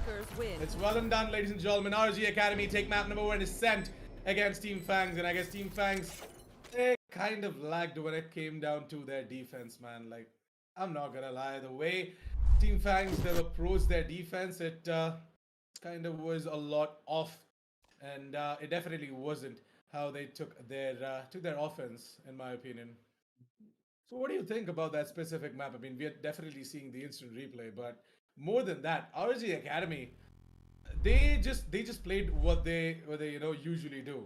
They just played out their defaults. They had a lot of fun in doing that as well. But FANGS, what happened to them? They had such a good half in the first one, and then in the second half, they just completely completely seemed clueless. Main problem coming down from the side of Team FANGS, seemingly in my eyes, was that their defensive side had a massive communication that Smoker going in for such aggressive pushes without anyone watching his back. Yes, Smoker, he has incredible aim, but you cannot always rely on that. You need to rely on your teammates as well. And him making these solo pushes with an operator, to say the very least, who are missing one shot, is just so detrimental if you don't have someone to back you up. Caused a lot of the problems here and there. But let's head over to the match highlights so we can talk a little bit more about this and try and break down everything that happened down in this map in particular, because we have a lot to talk about. Because when it came down to the attacking side of Team FANGS, they were just so clean. Just look at the first initial play coming on down from the side of Coley. The positioning was there, the bait and switch was there, everything was present. But after the first half, sorry, it just ended. It felt as though everyone from the side of Team FANGS just broke down entirely. No form of map control was present. They were just trying to play normal Valorant, and they were doing what they were doing separately. They were not playing down together. They were only playing together, Assassin. When it came down to those 2vx or 3vx scenarios, it felt as though that's when the communication was at its best. But down in a 5 versus 5 scenario, it felt as though they were not doing pretty much anything. They were just playing by themselves, not doing much whatsoever. And that cannot happen in the game of Valorant. You always want to try and win at that 5 versus 5, even though your communication may be at its peak when it's down to those clutch scenarios. You can't always rely on that. There's always that X factor that the opponent team will always possibly win that one out. That's what hurt the side of Team FANGS the most. And hopefully in map number 2, they can try and bring it back just a tiny little bit. But at the same time, it's going to be Icebox, a map where RG Academy is renowned to be really perfect in a lot of their executions and a lot of their strategies. So they have their work cut out for them, that is for sure. You'll see a lot of heroic moments coming in from the side of Team FANGS individually. But, together as a unit, I think so. I completely agree with Aggressive over there. Like, on their defense, it just completely fell apart for FANGS. Especially from the side of RG Academy. If you see their defense, right? If you compare it with Team FANGS, it looks like that RG Academy, they definitely were the better team here today on the map of Ascent. And they were looking quite coordinated. At the same time, I've got no idea why exactly FANGS kind of, split apart in the second half. Like the first half was looking a lot better, but then what happened in the second? What happened in the second half? What exactly was the reason why the lack of coordination, why the lack of communication? That is something that only they can let us know. If only we could go ahead and have a talk with them, but that is not that is not at all possible. But yeah, I'm expecting them to do good on the map of Icebox and maybe just drag us to map number 3 if possible. That is going to be fine because again, the map of Icebox, as Aggressive did say, is sort of like a playground or a home ground for Team ROG Academy. And if ROG Academy just start off with their momentum, then it's going to be really tough for Team Fangs to just chase that specific lead that ROG Academy is going to be putting up. And on top of that, the best part is that ROG Academy, they're starting off on the attack side, which is the favored side on the map of Icebox. So again, there's trouble brewing for the side of Team Fangs on map number 1 as well, right? Which was Team Fangs' pick. ROG Academy got the chance to pick out the sides. So they went ahead and picked up the defense side. So they started off with the defense. They had a good lead on the first half there. And now when we move on towards map number 2, they're starting off on the attack. Again, we might see ROG Academy having a good lead and then Fangs just steamrolling out of control. Gonna see. Gotta wait and watch what exactly is gonna happen. My predictions are maybe ROG Academy just take it away. And Fangs, I am gonna have my fingers crossed to see them just bring it back and drag this game to map number 3. Something spicy could come up on the side of Icebox. We never know. And Team Fangs, their backs are against the wall, so they can always come and retaliate down in any shape or form. Maybe we can see a Sky pick, maybe we'll see a Viper, or maybe we could see a Euro. You just have to wait and see, ladies and gentlemen. As we set things up for map number 2, make sure to hit the like and hit the subscribe button, and also check out all the links down in the description below to see what suits your fancy for your next big upgrade. But for now, we're going to set everything up, and we'll be back with you real shortly with the TEC Gauntlet Season 1, powered by WD Black and AMD Ryzen. See you in just a little bit.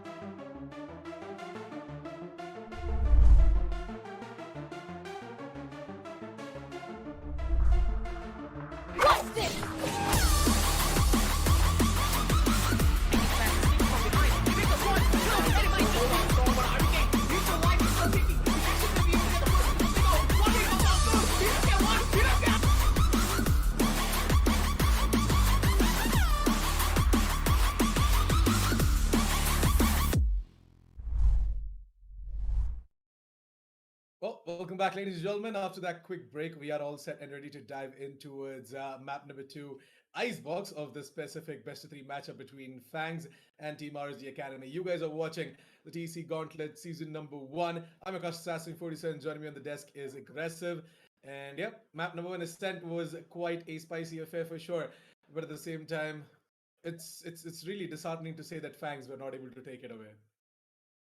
Was a little bit of a question mark in my eyes, the way FANGS approached a lot of their engagements. But let's talk a little bit more about this as we head over to the map video screen and get everything started and rolling for both of these teams. Because now the primary flaw coming out from the side of Team FANGS was the fact that they were not really playing together as a unit. They were not constantly going in for the trades that you would expect them to go for. And it felt as though they were playing solo on a lot of their players. Yes, the explosive aim was there. Yes, they were able to clutch on a lot of rounds that they were not supposed to clutch out on.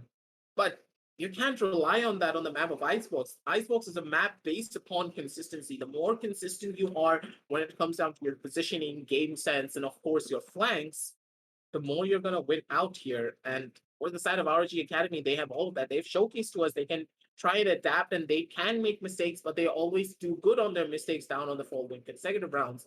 And the same needs to be expected now from the side of Team FANGS. Otherwise, they're going to have a very rough time down on this map in particular. Yeah, I mean, it is a pick coming out from the side of RG Academy, and they're starting off on the attack as well. So it kind of is gonna be a really exciting one to witness as to what exactly is going to be the composition coming out as well, coming in from both of these teams. I'm expecting some Viper picks. I'm expecting some interesting picks for sure. Astra can be in there as well. You never know. On the map of Icebox, Astra does create some great openings, some great avenues for the team to just, on top of the utilities that are being placed, get some kills and get some advantages rolling on into their specific side. It's all a numbers game as well, right? Aggressive. Like most of the times between both of these teams, it just comes down to who exactly has the numbers advantage, and whoever's going to be having that is just going to go ahead and just clinch out the round into their favor as well. What are your expectations for the agent selection? Agent selections always have to be there. Needs, and I mean there needs to be a Viper here. If you're not playing a Viper on the map of Icebox, you're playing this map wrong. Primarily because the Viper allows for so much more versatility when it comes down to executions, and when you consider how the side of Team ROG Academy like to play, having that Viper in their arsenal just allows them to be a lot more dynamic in their approach. Same can be said about the side of Team FANGS. They can opt to go in for that Viper, but the main question in my eyes is that who actually will pick out that Viper? Who's going to be the one to go in for that game plan and take that first step towards getting a possible win? Because you know for a fact that ROG, they're trying to close this one out on a 2-0 scoreline, because primarily you do need to remember, going on back to the standings, they are down with no points. They have nothing to work with, while the side of Team FANGS have 1 point on their side to keep themselves going. So if the side of ROG want to bring it back for their end, they need to go in for a 2-0. So they're going to be pulling out on all the stops. They're not going to be giving anything away. And now as we go head on down over to the map selection, we can already see maybe Team FANGS, they have something spicy. Yep, Team FANGS, they are going to be bringing out B2 on the Sage. We've got Smoker, as always, on the Jet. Cactus is going to be playing Sky, Maverick on the Sova, and Kohli is going to bring out your specific agent aggressive that you were, so badly looking forward to. That is going to be the Viper. So Kohli's going to be playing the Viper.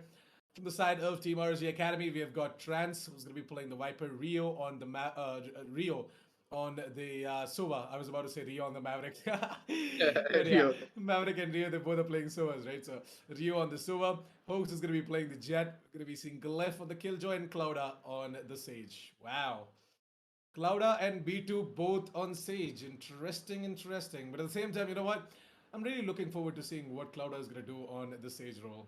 Like how exactly this is going to pan out. And I guess he shouldn't have any issues whatsoever. Like if he just goes ahead and plays it out like a duelist, right? If he just goes ahead and plays a battle stage role, then it sort of works out as well with that single duelist composition coming in from the side of Team ROG Academy. So really looking forward to see what exactly is going to happen. Let's hope that, Team ROG Academy are going to have that exact same energy moving in towards this specific map. And the same is to be expected from the side of Team FANGS as well. If they are low on energy, they can definitely go ahead and just scan the QR code that just appeared on the screens. It's going to appear throughout the entire stream, so you guys can just scan the QR code and get yourselves a can of Red Bull as well, and get yourselves energized. Let's quickly move on towards the match now. Before we are just gonna take a quick look at the player cams, have a look at what exactly these players are feeling, and we can already see Hoax. He's a little bit too tense. He's like, guys, what exactly is the strategy moving on towards the pistol round? Yeah, we gotta go and get this win happen. We need this to be a 2-1-0. We cannot let this go whatsoever. And with that, ladies and gentlemen, things can try and settle things down just a tiny little bit. Take a deep breath and understand what you need to do down on your following matchup, because now you do need to remember, because considering the compositions coming on down from the side of Team FANGS, they're playing much more of the attacking sided strategy. But for the side of Team ROG Academy, instead, they are playing much more based upon slow, methodical execution. So this percentage pickup coming on down from the side of Hoax, and being this aggressive is just so questionable, but this could work out so beautifully. Look at that wall from the side of B2. He's able to get so much value and possibly get a tiny little bit of damage, but he's not gonna go to find it. But Kohli, the shots are just not connecting. The smoke is actually gonna be able to survive. And Clouda gets away with it with his own life. Beautiful wall placement coming down from him as well. But with the spike now being touched upon, he needs to go in for that play. He needs to try and get this kill, but the halfway defuse has already gone on through. It's gonna be 4 versus 2 on the map. The shots are just going to be going on in. 1 HP in the dream for the side of Clouda. He needs to make a run in for it. He needs to try and go in for that first initial kill, but now sitting on down inside of the back end, it's gonna be Maverick being able to shut down 2, but that's all that he's gonna be able to find.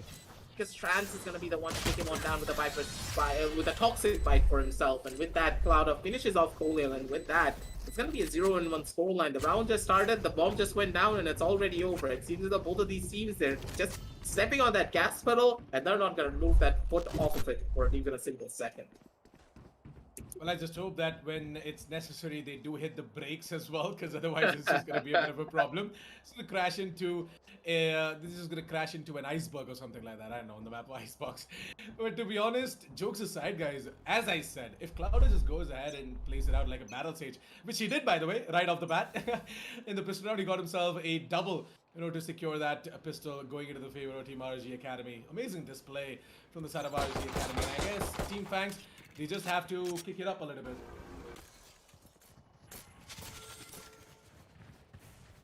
Now things have slowed down with both of the teams making their way down towards this B side, but it feels as though things are just a tiny little bit too slow, or maybe a tiny little bit too fast. Cloud is probably going to be able to survive, but jumping down from the side of the heavens is going to be Maverick to try and take down Clouda, but he's not going to be able to deny the plan. That's going to be a little bit of an oopsie coming out down from him, but still B2. He's still taking, does find one, but Trance, he's like, you took down my teammate, I'm gonna take down 3 more to make sure I get a proper revenge for my squad. And with that, he's able to shut everyone down, and not only is he able to shut everyone down, he's also able to get a lot of value for his ultimate as well, because now, looking at the Viper, he's only off 1 point from that Viper's pick, and as soon as that Viper pit now goes on through down towards that B side, the execution has become a lot more easier, and for the side of the defenders, the possible defense has just gotten way harder for their end. 2-0. A full buy round coming out from the side of Team FANGS, and I can't wait to see what these Vandals can do. I'm still shocked at, by the way, but at the same time, wrong timing, as the entirety of Team ROG Academy are just gonna keep on hitting the B side. What the hell is with ROG Academy on the B side? This is gonna keep on hitting it, and I guess they're Yeah, they're just gonna go ahead and follow that exact same quote as well. If it ain't broken, don't fix it. And this is gonna keep on heading over towards the B side. No. Cactus. No! He's gonna be able to find himself a double. He's just gonna try and run away, but there is Glyph already over towards the nest position. Sorry, the belt position, my bad. He's gonna try and get himself that flag, and yes, he will get it as well. Ladies and gentlemen, the man advantage is gonna be neutralized. It's gonna be a 3 vs 3 situation now. Glyph trying to just move it over towards the side from the pipes position. Hoax, on the other hand, momentarily moves in with the Spectre, and I guess the SMGs are doing quite some work against these Vandals, with Maverick taking down Clouder. It's going to be all down to Hoax, who's going to switch over towards the Vandal, and in a 1 vs 2 situation, he has to isolate himself into individual one-on-ones. He's going to take out the Recon Dart. On the other hand, the Shock Dart is going to come in from Maverick, and we all know what Maverick Shock Darts can do. We're seeing the wall getting broken down, and right now it's going to be V2 to just aggress in and take down Hoax. And with that, push out of the board for Team Fangs. 2-1 in favor of Team ROG Academy, but Fangs, they're gonna show us that when it's a full buy round, there's nothing to be scared about. Because yeah, with that advantage, with that added advantage, with the set of weapons that they possess, they surely don't have any issues, closing it out. Ox could have opted to maybe pick up that Spectre on the ground and then go in for that kill, because there were a couple of whiff shots coming on down from the side of B2. But still, hey, no harm, no foul.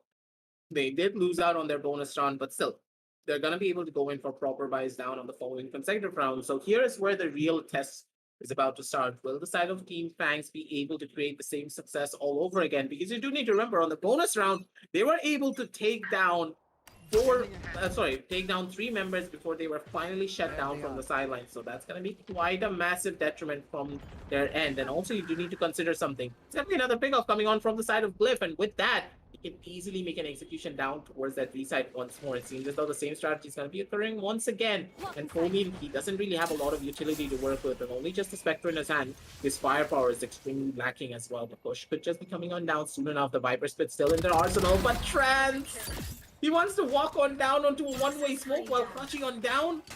Massive question mark from the side of ROG. Big question mark indeed, and at the same time, Kohli just gonna pray to all the gods out there that these shock darts don't get him taken down from that specific angle. But it looks like that it's not gonna be the shot dart. It is gonna be a live grenade in the form of Hoax to just go ahead and bombard on towards him. 40 seconds and the man advantage is with ROG Academy. France is gonna be sprayed down through the smoke, and we are gonna be seeing the Pit Viper getting taken down as well. That's a goddamn good spray down coming in. And the side of Team Fangs, they definitely know their lineups. I guess Smoker is just gonna try and hold the angle. Hoax, on the other hand, tries to just force the affair here. Gonna force the issue on towards Smoker, whereas once again Maverick coming in with that strong dart is gonna force the Hoax to just reposition himself, try and get that frag. Rio, on the other hand, takes down Maverick, and with that in a 1 vs 1 situation, Smoker has repositioned himself, and Rio has got no idea where exactly that player went. And he's over towards the kitchen's position, patiently waiting for Rio to do something. A little bit of a timeout coming in from the side of Team Fangs, and I guess it's time for them to discuss as to what exactly is going to be their move from here on out. It's a 2-2, and it's a full buy coming in from Fangs, whereas ROG Academy have to go in for nothing but an eco. Or can they eke out a buy? I guess Hoax can just drop a weapon to Clouda. Rio can buy for himself. Yeah, they can buy. Trance can get a buyout. Clouda is going to be bought by Hoax. Hoax can play on his blades. Rio can buy for himself.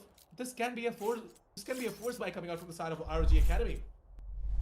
This can work out in their favor, but at the same time, a massive problem coming on down from there, and will be a lot of these execution strategies, because now that Team Fangs are able to stabilize themselves properly to win 2 on the scorecards, an operator can now come on down to the table. And why is this operator so deadly, you can ask? Primarily because, looking at the side of Team ROG Academy, they have no flash.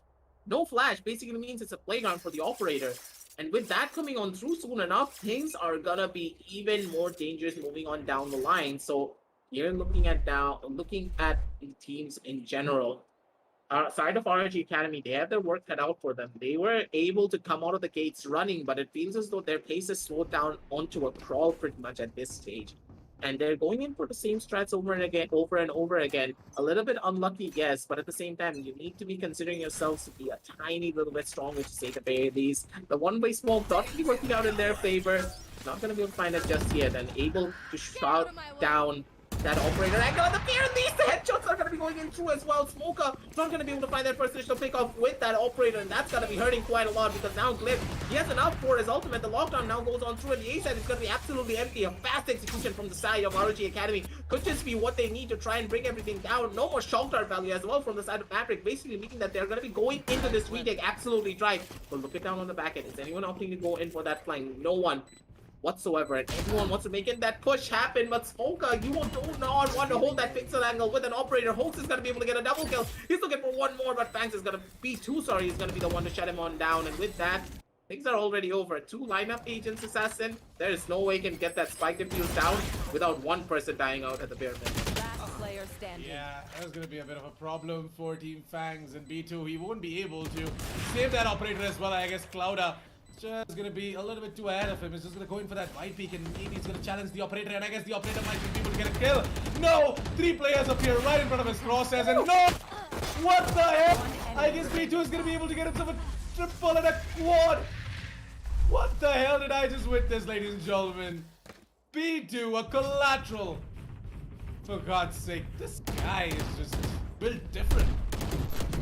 A little bit of a whiff battle, but at the very end, B2, he actually got a clip out of it, so no harm, no foul to say at the very least. So, but still, that's going to be one more round coming on down from the side of ROG Academy, but at the same time, they're not going to be happy about their round win, because looking at how they did win out on their round, they did not win that out in a much more of a decisive manner. So when it comes down to the terms of their eco, they're still on even playing fields towards the side of Team FANGS as well. Yes, they're opting to go in for an eco this time around, but still, they're going to be hurting quite a lot. And if the side of Team FANGS actually wanted to go in for a proper force buy, maybe they could have edged out this round, because here, if they're able to win this one out in particular, that puts the side of ROG Academy on a massive disadvantage. But at the same time, Glyph, once again, he gets a kill down onto Cactus, shutting down that Reyna. It seems as though the Raiders today are having such a bad day when it comes down to holding down different sidelines. Trying to connect one of the knives on towards these players, trying to rush it over towards the B side, and that is going to be Clouda to be the prey of that specific blade.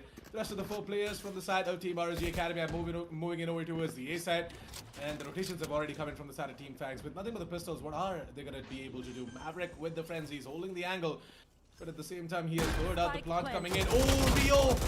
He was about to get the frag on towards Maverick, and he does, and add to that the kill on towards Smoker, but Rio is on fire, gentlemen, and I guess B2 is looking to get something done as well by himself. Does want to get himself a headshot, but there's Hoax waiting in the backlines to try and catch all of these backstabbers from the side of Team FANGS.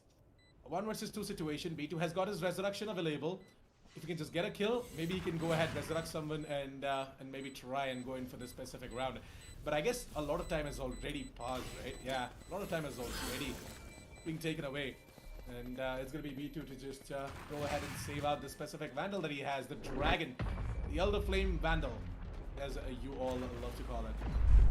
Actually, it's the other way around. People love to call it the Dragon instead of the Elder Flame Vandal. Call it a lizard instead, because honestly speaking, it does look like a lizard. Please don't do that. No, come on. Please don't do that. I hate you. I hate you now. Okay. You can come back or be on this, and the frenzy does look like a little lizard. It looks like a gecko. Come on, the frenzy for the dragon. It sort of looks like an iguana. Yeah, I can actually get behind that, but still, moving on back from that round in particular, they're gonna be able to save out 1 gun at the bare minimum. So FANGS, they're gonna be in a pretty good position to try and bring it back once more, because you do need to remember they were still on an eco in the previous round, so they're gonna be able to go in for proper buys. And once again, Smoker pulling out the operator, but this time around he needs to get some form of value out of this operator, because it feels as though every single time he pulled out the operator, he's not able to get a lot of value. His arm is shaking quite often, and he needs to just take a deep breath and understand, like, hey, I can take my time, go in for the shot slowly instead of going in for it fast. And Coley is going to be the one to take that first initial kill down onto Clouda, who's just walking in through a Viper's pit. Assassin, what? I have got no idea what Coley is doing, but at the same time, his decisions are sort of very, very intriguing. At the same time, Maverick has pushed it over towards the A mains, and he is holding a very aggressive angle towards the Bell's position. Scanning ahead. Just be able to get himself a frag. That is going to be the recon dot coming in, but oh, there are so many enemies, so many openings to aim for, and He's just gonna be so confused. Gonna be like, which specific engagement am I supposed to take here? Am I supposed to take down a rushing duelist? Am I supposed to take down the initiator who is just so far away and is shooting me 30 down? seconds left. That's gonna be quite a chaos over there, but Cactus, I guess he's just gonna be ready to face off absolutely everything and anything. And there is Hoax waiting for him to show up, and that is gonna be Cactus to just run and gun him down. Beautiful white peak comes in from Cactus, another one on towards Strands, but then Glyph is there to trade him out, by the way. Glyph just gonna fall back and he's gonna play it out alongside Rio. Rio has his ultimate ready, so all Glyph has to do is buy time for Rio to just pull out that specific ultimate. That ultimate is gonna be pulled out, and I guess there's gonna be Smoke Up and Cody try and get something done. It's gonna be Rio to just never mind. He's just gonna cancel it out. I've got no idea why he's that far. And it's gonna be Glyph to just come and take down Cody, and with that the half defuse is already coming. Smoke Up needs to take both of these engagements at the same time with the operator. He's gonna whip both the bullets, and Glyph sort of whipped as well, but he got himself a quad to become the hero for the round. 5-2, ROG Academy. Yeah, very, very happy with what they are, achieving right now, and it's really good to see them, making all of these plays. First, moving in over towards the B side, and then making a lot of noise over towards the B mains, distracting and attracting a lot of players from the side of FANGS over towards the B side, luring them over towards B, and then immediately making the push back towards A. Maverick had a lot of information, and thus the rotational play coming in from the side of Team FANGS, but at the same time, I don't know why Maverick did not choose to go back or just, rushing over towards Bells, just fall back to safety. I understand your concern of getting an advantage, but not like this. You absolutely cannot afford to go down. Like this position coming on now from the side of Glyph, trying to be very cheeky here, waiting for a possible push that could be coming on now from the side of Team FANGS. And once again, Cactus, he's being super aggressive down towards that. Once again, on sideline, but FANGS! What did Cactus just do? Was he running and turning on the top, and he actually gets an accidental headshot down onto Clouda? He didn't even stop, and that, ladies and gentlemen, is gonna be a massive boom coming on down towards the side of ROG Academy. Cactus gets one more down on the Glyph. Golden gets one down from the sidelines as well, and the final nail in the coffin has already been struck. Smoker, he knows exactly where Hoax is. Peeks out of the corner and just puts a bullet into his face. Hoax goes on down, and at the same time, that's gonna be a 50-round win coming on down from the side of Team FANGS, ladies and gentlemen. And with that, they're gonna be able to stabilize themselves and bring it back once more onto their sidelines. And now this time around Assassin, I want to try and point out something. Maybe for the side of Team FANGS, let's just not pick up this operator, because the operator investment is not really giving us a lot of value. Instead, let's put Smoker on that rifle and just send him down rushing multiple different sidelines, because we have seen how dangerous he is with that rifle in his arsenal. So let's just send him out with that, bring up a lot of those frags in a much more of an aggressive manner instead of a much more of a defensive manner that he would have had to play with if he was opting to use that operator. Yeah, I would pretty much stand by you, and I guess Smoker shouldn't pick up the operator as well, because he's doing far better on the assault rifle. And there's really Smoker to get that dink as well. Wow! Interesting cross-up placement coming out from the side of Smoker, and the entirety of Team FANGS as well. See, this time around though, they are playing a lot aggressive, but not like this Cactus. He should have just confirmed that kill on towards the Killjoy. But there was a bit of a mistake coming in from the side of FANGS, and B2 gonna go ahead and resurrect Cactus over towards the A mains. 55 seconds. The entirety of Team ROG Academy have moved in over towards the B side. And Smoker has already made the rotation. Smoker, once again, amazing angle, amazing cross-air placement, and despite the fact that FANGS have been putting in all of these frags left, right, and center, they still aren't able to close it out. And this is just because of the fact that ROG Academy just playing a lot coordinated, and I guess we are going to be seeing something similar happening this round as well from the side of Team FANGS, actually. Rio left out in a 1 versus 3, making a 1 versus 2, and what the hell? No! Just when I was appreciating all of these plays being made by Team FANGS, they go ahead and do this. They give individual one-on-ones to Rio, and Rio, on the other hand, messes up as well. So it is a messathon right now on this specific round, and I don't even know if that made sense. Messathon, I don't know. But anyways, kind of having a brain fart moment. That was very hard to watch, because you need to consider something. Rio, he pretty much had it. There was no way they should have lost out on that, because him pulling out the Hunter's Fury in that situation, I think he didn't expect the halfway diffuse to go on through. I guess you know what happened? I guess you know what really happened? What? Actually, Maverick had a little bit of an assassin for a moment right there, or maybe most of the gamer moment out there. Like, you know, we do blame the fat fingers, right? So maybe he might have just misclicked on the X button instead of the S button. How do you press? Okay, fine. Yeah, I actually get that. That could Yeah, actually you get that, happen. right? Yeah, that actually happens. When he's trying to, you know, just reposition himself, or maybe just trying to press that S or the A button to go in for that jiggle peek or something like that. Maybe, you know, he just pressed the X button and just pulled out his ultimate, or whatever bind he has. I've got no idea, because, you know, players have crazy binds. I've seen people binding their ultimates on their mouse buttons and whatnot. Damn, what will you do when there's like a panic situation and you just completely go ahead and click that ultimate button as well that you have binded on your mouse? It kind of doesn't make sense, but at the same time, whatever works out for you, it ain't stupid. I know a couple of people who have their ultimate buttons binded to 1, 2, and 3, and their abilities are something like delete 4 and 5.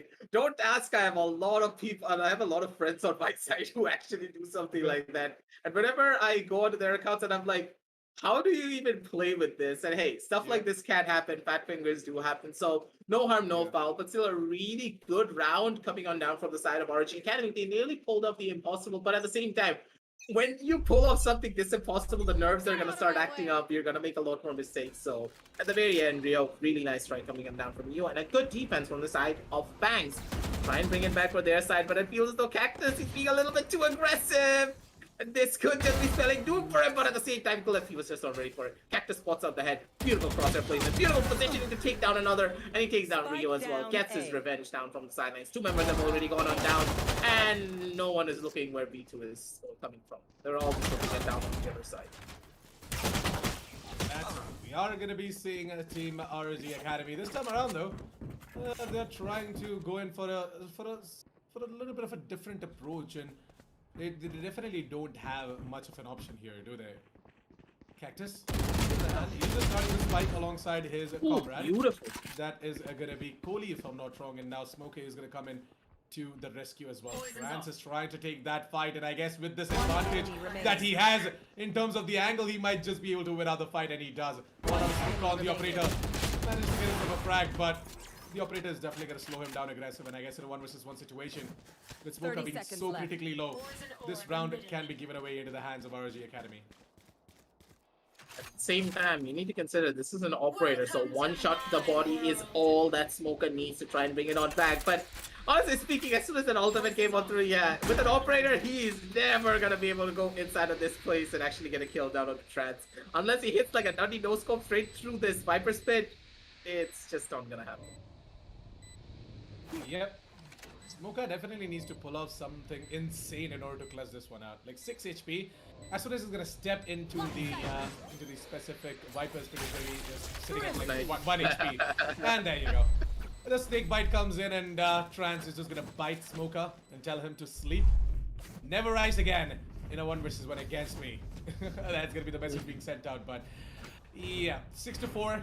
ROG Academy looking a lot comfortable on the map. Icebox is aggressive, did tell us. And yeah, it's truly a delight to be seeing ROG Academy for the very first time, and you know, being able to cast their specific match as well. I haven't done their match previously, and it's truly a feel-good moment for me as well to see what exactly are the tendencies coming out from the side of ROG Academy.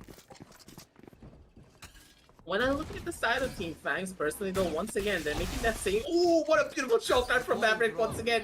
That thing just got so much value, but going on back to what I was saying previously, oh my god, Smoker! What was that tracking on the cloud? And let me finish my sentences. Let me try and talk for once in my life. These guys are just taking the words right out of my mouth at this stage. Trance comes on down with another kill down from the sidelines. Cactus goes in for a massive flag, a beautiful kill down on the one. Smoker gets another one down on the Rio. They're looking for all these frags. Coolin comes in from the sideline, gets another kill down on the Cliff as well, and Hoax, he's the last member remaining. The round just started and it's already over. This is just gonna be another thrifty coming on down through from the side of Team FANGS.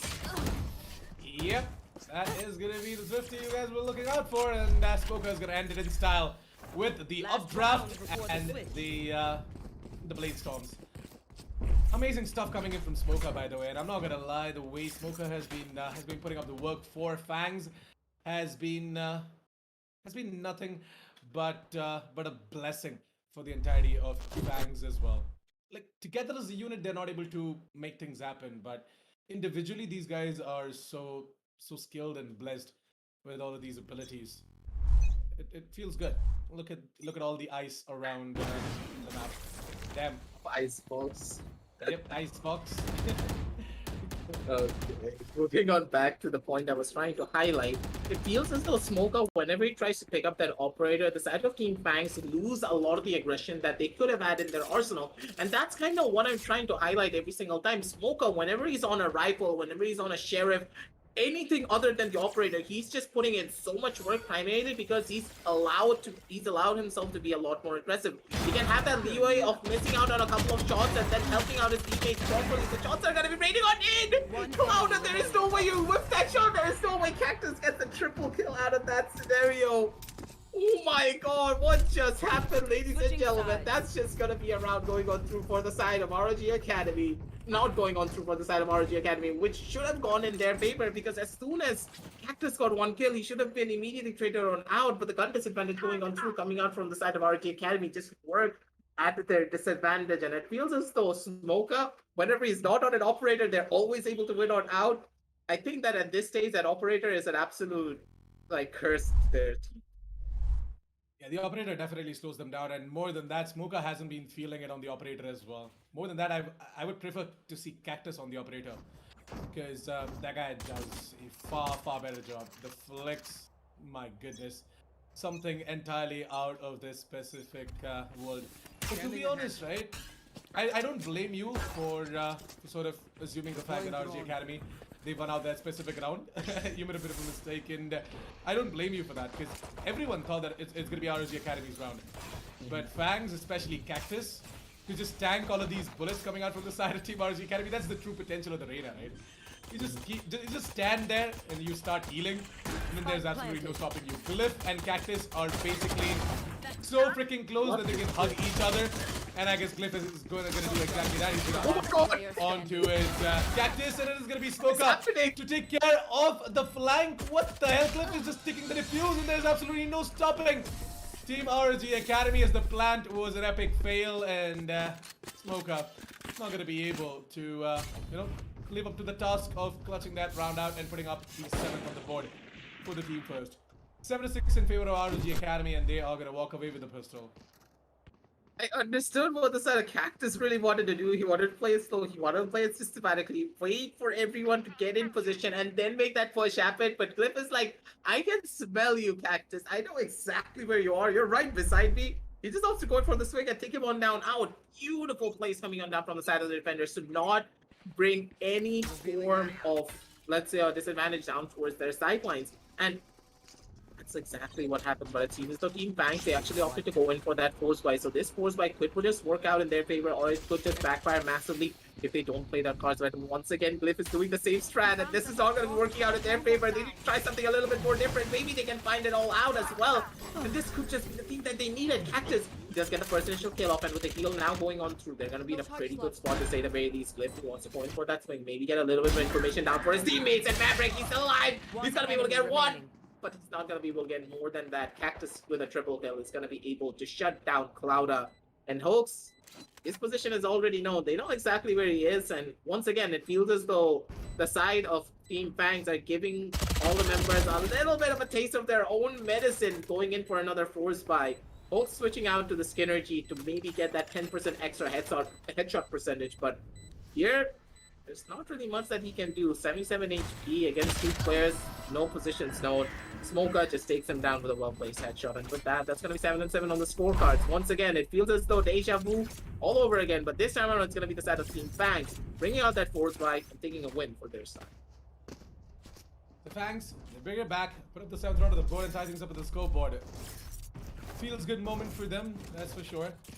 And I guess with the buy that FANGS have, to pretty much have the 8th on the board as well, because ROG Academy are nothing but the upgraded pistols. Couple of sheriffs here and there. We're gonna be seeing Cloud on the Frenzy, and Glyph actually isn't gonna buy anything, because he basically put a lot of money into the previous round and they lost that specific round, right? So he's just going to be having 1600 creds. Nothing more than that. FANGS, they are moving in over towards the A side, and I guess that is the correct thing to do as well. It was the right decision making coming in from FANGS. Because the A side would be far too easy to take. But at the same time, the problem is that the A side sort of features a lot of up close and personal angles that, you know, these players from the SAT Team ROG Academy can just hold on to. And this is exactly what I was talking about. You go up close and personal, you get taken down, and Trans, he's going to find the frag on towards Kohli. His nemesis is going to be time for Trans to drop in the cloud and you know, the Viper cloud and just get himself that diffuse and Last player standing. But not going to happen as Hoax is... Wait, hold on a second. Is Hoax lagged out? Just chilling. Are you sure he's chilling? He's just chilling. Oh Yeah, no, Hooks he's is just actually like- lagged out. I Yeah, told I thought he was just chilling. He's like, yeah, guys, you can go down to the other side. You may get a couple of kills, and I'm just gonna chill down here on the sidelines for a little while. It's Icebox. I'm gonna take in the scenery for a little while. You know, if this is an eco round for us. We did a little bit of damage. We got those 2 kills. So hey, no harm, no foul, moving on down forward. But to say the very least, this round in particular really did work out in their favor. But at the same time, a little bit of a question mark coming on down from the side of Bliff. He literally did the bamboozle, used the smoke coming on down from the side of Smoker to his own advantage, getting in a possible position to get 1 kill onto the side of Nest, but was just not able to find it seemingly. Just getting caught off guard. That really did hurt him down in the long run. But at the same time, that was an eco round, so they're going to be able to stabilize once more. But you do need to consider something. It's going to be an advantage going in the favor of the side of Team FANGS, and they're doing so well on the map of Icebox in particular, because primarily, initially I thought that, hey, it's going to be the map for the side of ROG Academy. They have a lot of track records on this map in particular, being able to perform extremely well against even the most top-tier teams in our region, but now, with the showcasing from the side of Team FANGS, they're able to bring it back and show their individual skill to bring everything back for their side. And with this, ladies and gentlemen, I'm going to be putting a lot more emphasis towards the side of Team ROG Academy to bring something a little bit more different, change up their strategies, change up their defensive roles, because it feels as though they've become very predictable. And this predictability is what's causing them to lose out in a lot of the rounds. And Team FANGS, they're able to exploit those weaknesses and bring it to their side a lot more easily. I agree with you on that point, by the way. ROG Academy, they are being a little bit too predictable, and that has to do with the decision making coming out from them as well, right? But at the same time, FANGS, they themselves aren't pulling any sorts of rocket science. So I guess it pretty much is an even ground for both of these teams, and it pretty much comes down to the numbers game as well in the end. Who exactly has the highest number of players standing up on the server? Because anyways, both of these teams are just bringing it down to raw aim fights and raw aim duels out there. So they're just bringing it down to this one-on-one duels, and this taking it. Whoever's winning it out, just walking away with the round, and it's constantly a back and forth affair between both of these teams. But what I'm expecting from ROG Academy is a little bit more strategy on towards this specific map, because Icebox is sort of their pick, and they love to play on the map of Icebox. I'm definitely sure that they have worked on a lot of strats, a lot of composition on the map of Icebox as well. So I'm definitely expecting them to do a lot better than Team FANGS. Team FANGS, their home ground mostly is the map of Ascent, map of Haven. They love the map of Haven, by the way, and especially they do a really good job on the attack side. Here on the attack against ROG Academy, they're not having a bad time, but at the same time, it kind of feels like Cactus and Smoker need to coordinate together a little bit more. And both of them have to coordinate with their support players, that is Maverick and Kohli, in order to, you know, just make that execute happen over towards a particular side. The primary thing that I want to see coming down from the side of ROG Academy actually is an operator for their side, because we know for a fact how dangerous folks can be down with this operator. But now that they're holding a lot more of these type of aggressive angles, I'm pretty sure that ROG, they're in that driver's seat to maybe make that little bit of a difference. But folks, he does get spotted on house, so he needs to get out almost immediately. Shockers are going to be waiting on it, and so are the toxic bites. But the fact is, they've used all of the utility down towards that A side, and now there is only one toxic bite to try and maybe use it for a possible post-plant situation if they are able to find it. And with this rotation now going on through from the side of Team FANGS, they're making their way down towards this B side into the awaiting arms of Cliff. So Cliff, he needs to try and get this one kill, or he just needs to give it all up, maybe get a tiny little bit of damage at the bare minimum, but that's probably all that he could possibly find. Shots are going to be raining on in, and so are the walls. And now with this, they're going to be able to go in for a proper plant. And now with Cliff getting that first initial pick off, that's going to be so crucial. Because with this, they're going to be able to stabilize themselves and maybe go in for a couple of shots. Smoker is going to be the one to take down one, but Cliff immediately is going to be able to get that first initial trade. But Smoker, with another trade coming on down from the sideline, this spray control is just beautiful coming down from him. He's able to take down one more. 3 versus 3 on the map already. Things have slowed down quite heavily from the sidelines, but still, the shots are just going to be raining on supremely. Beautiful flick shot coming on down from the side of Trends and B2 with that flank. He's able to take that one. He's looking for a couple of more at B2. He's able to shut everyone down with that Spectre in his hand. Beautiful spray control coming on down from him, and 9 and 7 on the scorecards, and another beautiful flank from him as well. Good map control and good presence from the side of Team FANGS, ladies and gentlemen, to take it all away. And Assassin, I'm pretty sure that the side of Team ROG Academy, they were not expecting any of this. Can someone get They this? definitely are not, and I guess this aggression is working out in the favor of Team FANGS. This explosive play on towards a particular site is surely rewarding them with all of these rounds. ROG Academy, once again, they're going to be in a situation where they have to be on the upgraded pistols. I kind of took a moment and, gasped over there, because particularly on the pistols, I'm not really sure why FANGS, they take the decision of going in over towards the A side. Like, the A side is something that you might not expect to go against a team who's on an eco, right? So these pistols can do so much damage in these close quarters. It's just hard to even see what exactly is going to happen. Smoke punch and flag, whereas Kohli and Smoke Up, both are just taking all of these players down. Kohli is going to get the final one, putting up the triple on the board and getting himself and the team onto double digits. 10 rounds on the board with FANGS, and you know what, ROG Academy, I'm going to eke out a buy, and I'm expecting an operator. Oh yes, I'm definitely seeing an operator out as well. It's going to be Hoax to be on that operator. Is this going to be another Smoke A thing coming out from the side of ROG Academy, or are we going to be seeing Hoax being able to deliver with that operator as well aggressive? This is a massive investment coming on now from the side of Team ROG Academy, and if they're not able to get some form of value out of this operator, things are going to get a lot more difficult. And it seems as though, yeah, he's not going to get a lot of value. All of the members of the side of Team FANGS are making their way down towards the side of mid, understanding that, hey, possibly there's an operator holding on down from the angle of B main, so it's going to be really dangerous for us to go in for that possible push. But look at the same time, Smokey! He goes in for an aggressive push like that. That's going to be a massive dent down to their own manpower, but at the same time, that sells a spade down towards that A side, allowing all the members to make a push down from the other sideline instead. I'm pretty sure Clouder, he spots out the head. Hopes is going to be able to deliver with one. Hopes is going to be able to deliver with another. The shots are going to be raining on in. Clouder runs out of bullets, but Trance comes in from the sideline for that first initial backup. Trance with a double kill, and Hopes with another double for himself as well. And with that, ladies and gentlemen, that operator delivered beautifully coming on down for the side of Team ROG Academy. And with that, they're going to be able to bring it back one more round in their favor. Hopefully, take us down to a 10 and 10 even Steven scoreline, start things off on the right foot, and send the side of Team FANGS packing onto another possible equal.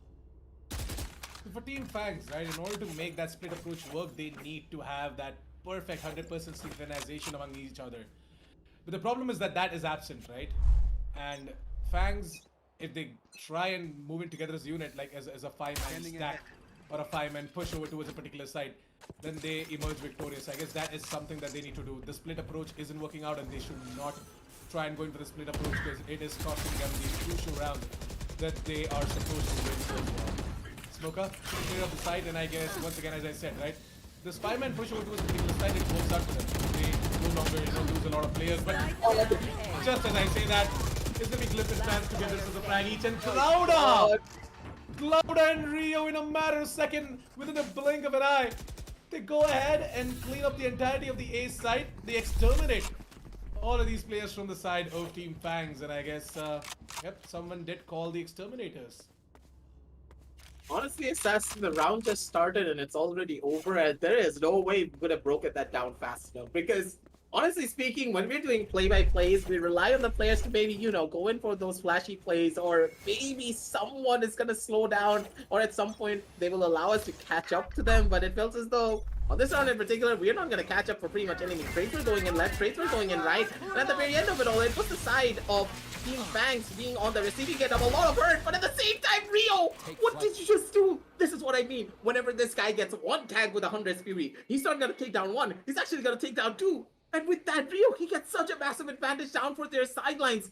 The Reyna getting taken on down as well towards the side of Q was gonna be such a massive blow, because now there is no flank potential coming on down for the side of Team ROG Academy. But at the same time, Colin, he spots out the head of Trance, and it's gonna be able to take him down as soon as the Viper pit now goes on through. But Cliff, you didn't need to go in for that shot. You just need to back on off, and with that, Colin, he gets a double kill and evens everything that the side of Rio worked for. But Rio once again brings that back for his teammates. But look at that wall coming on down from the side of B2. Such a beautiful wall. Clouda, he's not going to be expecting that off angle at any moment or at any time. But at the same time, the Spike is pretty much in no man's land. At this stage, he needs to be careful. Beautiful shot card coming on down from the side of Rio deals a lot of damage towards the angle of B2. So he needs to be careful. Wait for Smoker to come on down towards him before he opts to go in for this push. Slowly but surely, all the members are making their way down. 2 versus 2 on the map. And with this, things have stabilized, but at the same time, the Spike is just about to go on down. There's not really a lot of time to work with. Recon Ball goes on through, getting no forms of information. But Rio, he can easily go in for that thing and get that precision kill. He's actually not able to find it. And now he's looking for that ace. But look at the position coming on down from the side of B2. He can easily take down one, and he can easily take down the second as well. Rio, he cannot go in for that jump down. He's actually not even go in for it. B2. He had the best position at Rio. He should have made it a little bit more different. Looking on down into Ascent is gonna be B2, sending everyone packing back home. 11 and 9 on the scorecards already, Assassin. And B2, he's feeling himself after that round. He definitely should be feeling himself as well, right? Because the man went ahead, not only denied the ace for Maverick, he went ahead, got himself a 1 versus 2 clutch done, got the round into the favor of his own team, which pretty much seemed impossible after that early pick-off coming out from the side of ROG Academy. It was a great man advantage, but as I said, the operator is something that is letting all of these players down in the server right now. If Hoax did not have that operator, he might have actually got that flick, or maybe he might have actually been able to do something. Again, Maverick's position is to be blamed and not to be blamed at the same time, so it's just a lot of ifs and buts. But B2, amazing play, dude. Not gonna lie, hats off. Good stuff. 11th round of the board for Team FANGS, and we have 2 of the very, very crucial ultimates from the side of Team ROG Academy. The same can be said from the side of FANGS as well.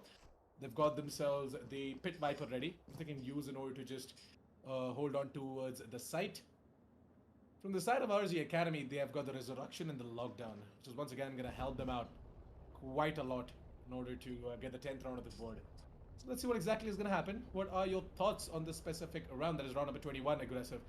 Do you think that ROG Academy are going to be able to get on to double digits, or is it just going to be FANGS to take away the match point? FANGS are able to get to match point. Honestly, ROG Academy, they're on a massive back foot. Not only are they not going to be able to pick up an operator for themselves, they're going to have pretty much nothing to work with moving on down forward. And such beautiful movement as well coming on down from the side of Team FANGS to just bait out Hope. He's not able to get a lot of value out of this operator. He's not expecting how a lot of these pushes are going to happen. Clouda, he's just making a massive mad dash straight through Viper's pick, and he does die on out. That's gonna be one. Cactus coming on down from the side and catches Rio with his bow out instead of his gun. He's gonna be able to find another. The shots are gonna be raining on in. Hopes is gonna try and maybe find out something at the bare minimum. Cliff coming on down from the side and he's gonna be able to take down Cactus. And with this already, this push has just gotten even harder. They have nowhere to go and they have nowhere to run. What is this Killjoy ultimate? This could work out in their favor, or this could just be a massive dent for their sidelines. Cooling, he gets another one. He can easily make this push. He can easily try and find this kill. He does find one, but from the sidelines, Trans and Glyph, they're going to be able to shut him on down. Things have slowed down once again. That's going to be a 1 versus 3 situation on the map. There's not really a lot of time. They need to work on this fast. They need to get this first initial kill really quick, but they're not going to be able to find out anything. This is a massive breakdown coming on down from the side of ROG Academy, something you did not expect. And it's going to be the side of Team FANGS taking us down to a 12 and 9 scoreline, Assassin. My hands are up in the air at this stage. Team FANGS, they're making the impossible possible. Guess it looks like that they got themselves a little bit of a pep talk. Not really sure who exactly gave them that pep talk as well, but they definitely got it.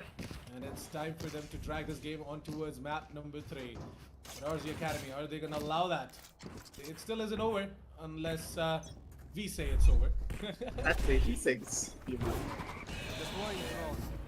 Team Fangs still need that final round on the board. And with the buy coming out from the side of Team ROG Academy, I don't think so that they are going to be able to do much. Two of these players are on half shields. The Hoax, he doesn't even have any shields. He's going to get taken down. It's going to be Maverick to take care of that specific player. Clouda is going to get that resurrection. And oh, Clouda gets the drag on towards Maverick. It's going to be Painter to get another resurrection. And Rio takes down Kohli. But it looks like that ROG Academy are going to be able to put up the 10th round of the board for themselves. Hoax, the guy who just got resurrected, gets himself a double. And Rio finishes it off with the frag on towards Cactus. What a topsy-turvy round right there. As we did think that with the first initial pickups coming out from the side of Team Fangs, they're going to be able to close it out and drag this to map number 3. But as I said, it's not over until we say it's over. That was a beautiful run coming on down from the side of RG Academy. They were able to stabilize themselves and they were all on the same page, playing it defensively and not taking a lot of the risk. Primarily, the main problem that happened in the last round in particular was the Viper Spit coming on down from the side of Kohli. And that gave them such a massive advantage. And now that they didn't have that, it just basically meant that the side of RG, they can play as defensively as that one. They can take a deep breath and know what they need to do. But at the same time, Smoker, he's going in for such an aggressive push on me. He's just going to be able to get one kill, 2 daggers straight to the body. And now already Hope is super low on HP. Cole is coming on down from the sidelines. He does find one. It's going to be Cactus with another one from the sidelines. Beautiful shots coming on down from him. Clips does whip a couple. And with that, it's already going on down so massively. 2 versus 3 situation on the map. Will they be able to find out much is a real question, but Cactus, he's not giving anything away. So much value coming on down from him, and Clouda, he's in an impossible situation. Cactus comes in from the side of heaven, takes him out already. And with that, ladies and gentlemen, it's going to be Team Fangs taking away the whole map for the side of ROG Academy. Something we did not expect, something that we were not ready for. But Team Fangs, they proved to us how dangerous they can be on the map of Icebox, especially when you have superstar aimers like Cactus and Smoker on your team. It's always these timeouts that sort of tend to, completely bring a change in the entirety of Fangs. We did see a couple of timeouts being taken up, and after these timeouts, Fangs, they did not seem like themselves. They completely went ahead and they got themselves their beasts unleashed. And they just went ahead and got themselves that victory as well on the map of Icebox. Something that we did not predict, of course. We thought that RG Academy are going to go ahead and take away the map of Icebox. But I guess Fangs, they're going to go ahead and prove both of us wrong. And it looks like that they definitely scanned the specific QR code on the screen right now. And they got themselves a can of Red Bull energy drink. Because, you know what? Those guys, they just nailed it, man.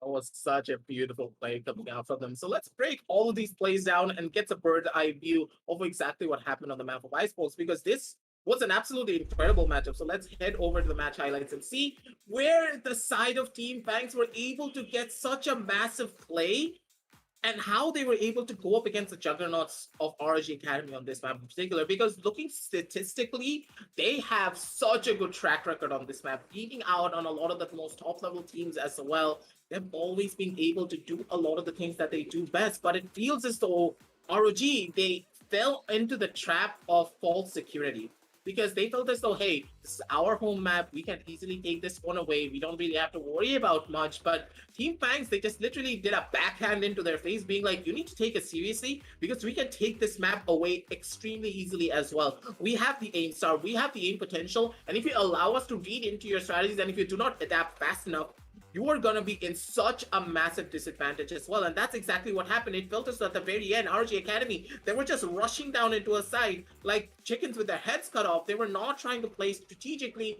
They were not trying to hold down multiple different sidelines. They were not setting up crossfires. And they were just rushing down into a side one by one. Or maybe they were rushing down together, but no one was able to get those trades. They were not on the same page. The communication levels that we would expect coming out from them was just not present. And with that, Team Fangs, they were able to exploit all of it, because one member of the side of Team Fangs, they have that aim potential, they have that potency, and they have that confidence to take down multiple members if you are not able to get those trades out. And that's exactly what happens. Team Fangs, we just shut them down massively every single time. And with that, they're going to be able to keep their dreams alive. And at the same time, you need to consider something. ROG, they lost out on one map, basically meaning that now when it comes down to the standings, Team Fangs, they get another point on the board, and if they're able to win out on the second map as well, they're going to get 3 points, and with the 3 points on the board, they're going to be shooting up high when it comes down to the team standings. That's right. Like, it definitely is going to be, added on to the point that, map number 2 was something to be in the favor of ROG Academy, and that pretty much is showcased in the map highlights as well. Like, if you would see, right, ROG Academy, they had such an incredible lead, and it just completely steamrolled out of control for them in the second half, as they were not able to hold on to the specific sites. That is A and B on the map of Icebox as well. I'm not really sure what happened on their defense, but FANGS, they definitely upgraded themselves, and maybe it's just, in the end, the power of the Red Bull energy drinks as well. You never know. Scan the QR code right here if you guys want to go ahead and get yourselves a can as well. But yeah, to be honest, FANGS, all in all, great performance, and I'm looking forward to the exact same energy coming in from them into the map of Bind as well, because Bind is once again going to be a very, very spicy affair. We both know that both of these teams have an amazing track record on the map of Bind. I'm not really sure about Team FANGS. Like, they usually tend to play out maps like Ascent, Haven, and others. But yeah, ROG Academy, I guess they have a really, really good track record on the map of Bind as well. So looking forward to seeing what exactly is going to happen in that specific map. Aggressive.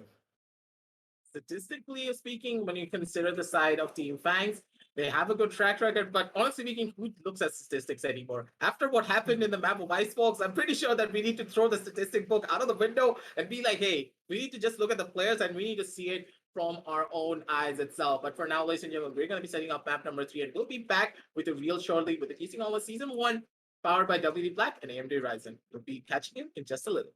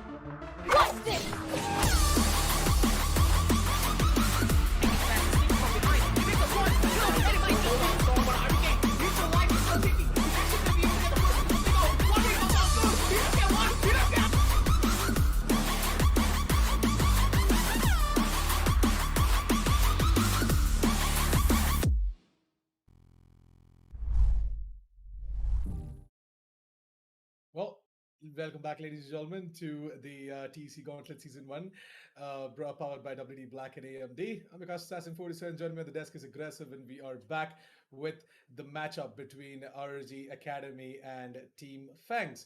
So, interestingly, a little bit of a turn of events. We did expect ROG Academy to go ahead and take away map number 2 Icebox, as it is some sort of a home ground for them as well. But it looks like that FANGS, they're going to bring it right back, and they are going to take it away against ROG Academy, which brings us to map number 3 Bind. So over to you, Aggressive. What's up? How are you feeling? Going over to the map video screen, we can already see that Bind now coming on down through. Statistically, like we were talking about this, both of these teams have a really good track record on this map in particular, but at the same time, we need to throw that book out of the window because at this stage, we can expect pretty much anything coming out from them. The home ground of Team FANGS, beaten by ROG Academy, the home ground of ROG Academy, beaten by Team FANGS. And looking at the scoreline as well, 13-10, 13-10. You can be quite happy about that. Both of these teams are playing out of their minds, and they are able to take a lot of the fights properly against one another. But once again, going on down to this beautiful agent selection screen created by the Esports Club, we can already see that all of the picks coming on down in this map in particular, there's something real spicy. Just look at what the side of Team ROG Academy have. They have that Viper and that Astra as well. Yeah, quite an interesting lineup coming out from the side of ROG Academy. Astra, Viper, Reyna, Raze, and Sova. We are now going to be seeing a Sage coming out from the side of ROG Academy, and that is quite explanatory as to we are seeing 2 controllers already on them. Trans and Glyph, I wish ROG Academy. Oh, okay. For you, it's a Sentinel, huh? Viper is a Sentinel for you. Yeah, Viper is a Sentinel. Come on! It's fine. Right. Yeah. Okay. I completely give it to you. All right. Viper is a Sentinel. So according to Aggressive, Viper, she is a Sentinel. On the side of Team FANGS, by the way, we are going to be seeing the usual lineup. It's going to be Kohli to be on the Astra. We're going to be seeing a little bit of a Cypher action over there as well. And the rest of the gang to just sticking to their defaults as well. So really looking forward to seeing what exactly FANGS are going to do, by the way, because ROG Academy, they are bringing out some sort of an interesting lineup, which obviously we don't usually see on the map of Bind. What are your expectations after seeing this specific lineup, Aggressive? What do you think? Is it going to work out for Team ROG Academy? This lineup that they have in particular is much more of the usual lineup when you consider the teams in Europe and NA, who have recently picked up that Viper after recent buffs, being a 50 HP decrease instead of the 30. So, but still, it's still a really strong pickup because that 30 HP minus, as soon as anyone walks straight through those walls, can give you that massive advantage when you're going in for those proper firefights, down clears with different types of angles. But at the same time, will the comfort of the side of Team FANGS come out on top over the meta basis that the side of Team ROG Academy have picked up? Because you need to remember something, that Viper down on the attacking side is just so difficult to get a lot of value out of if your team is not on that same page. But at the same time, it feels as though all the members of the side of Team FANGS, they get what's up and they need to play it a lot more systematically. But with the Astra in their arsenal, they have a lot more utility to work with in comparison to the side of Team FANGS. So will they be able to use that utility to bring themselves that little bit of an edge? Because now it feels as though with the 3 stack down towards the side of B and a quite an aggressive Kohli they may be able to get one kill, but at the same time, with them pushing on down up, and the A side being completely empty other than just the Cypher holding it down, things could look dark at the same time. They can go in for an easy plant and then easily dip back out and play a 5 versus 5 retake. So right now, this is going to be the entirety of Team ROG Academy to move over towards the A side, and they are going to start planting the spike as well momentarily. 50 seconds left on the clock, and that is an amazing camera setup from the side of Team FANGS. Two of the players are coming into the flank, and I guess Trans is just going to sleep, but he's trying to hold on towards that specific angle. Spike Cactus down A. finds himself a triple, looking for the remaining. quad. Maybe he's going to get himself that quad as well if he's looking forward to it. Nah, never mind. B2 is going to chime in and take away that kill as Hoax. I guess he was about to get taken down by the paint shot as well, but that is not going to happen. What an aggressive round coming in from the side of FANGS. And an amazing flank as well. What do you think about that, aggressive? Speaking, it feels as though that curse is still there. The pistol round loss always happening for the side of ROG Academy, and probably the following consecutive round loss as well if they don't opt to go in for that force fight. But considering that they didn't really get a lot of kills in the round previously, and also they did not get that spike plan down, going in for a force fight would be absolutely suicidal. They don't have that extra 300 credits that would be that cushion that allows them to go in for that proper half shield and full Vandal buy in the previous round in particular. Shots are going to be raining on in those. Smoker getting tagged down just a tiny little bit, but Glyph is hurting a lot more in particular. And now Glyph is stuck between a rock and a hard place, and there is no way he's surviving that. He wants to go on that lurk, and he needs to pay for it with his own mind because of it. Damn, B2. On top of that, his Cypher trap setups, right? Spike planted. Is this quite working out in his favor? He's gonna go ahead and get himself that kill. One enemy remaining. We've seen Cactus and Smoke putting up themselves a kill each, and Rio, the last player standing on the side of ROG Academy, is gonna be dealt with in style by Smoke.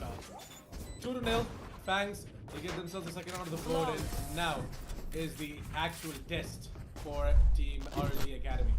There's going to be a full buy coming out from them, and let's see how exactly they are going to fare against these SMGs in the bonus round inside of Team FANGS. This question mark in my eyes is the way the side of Team ROG Academy are holding down a lot of their post-plan positionings.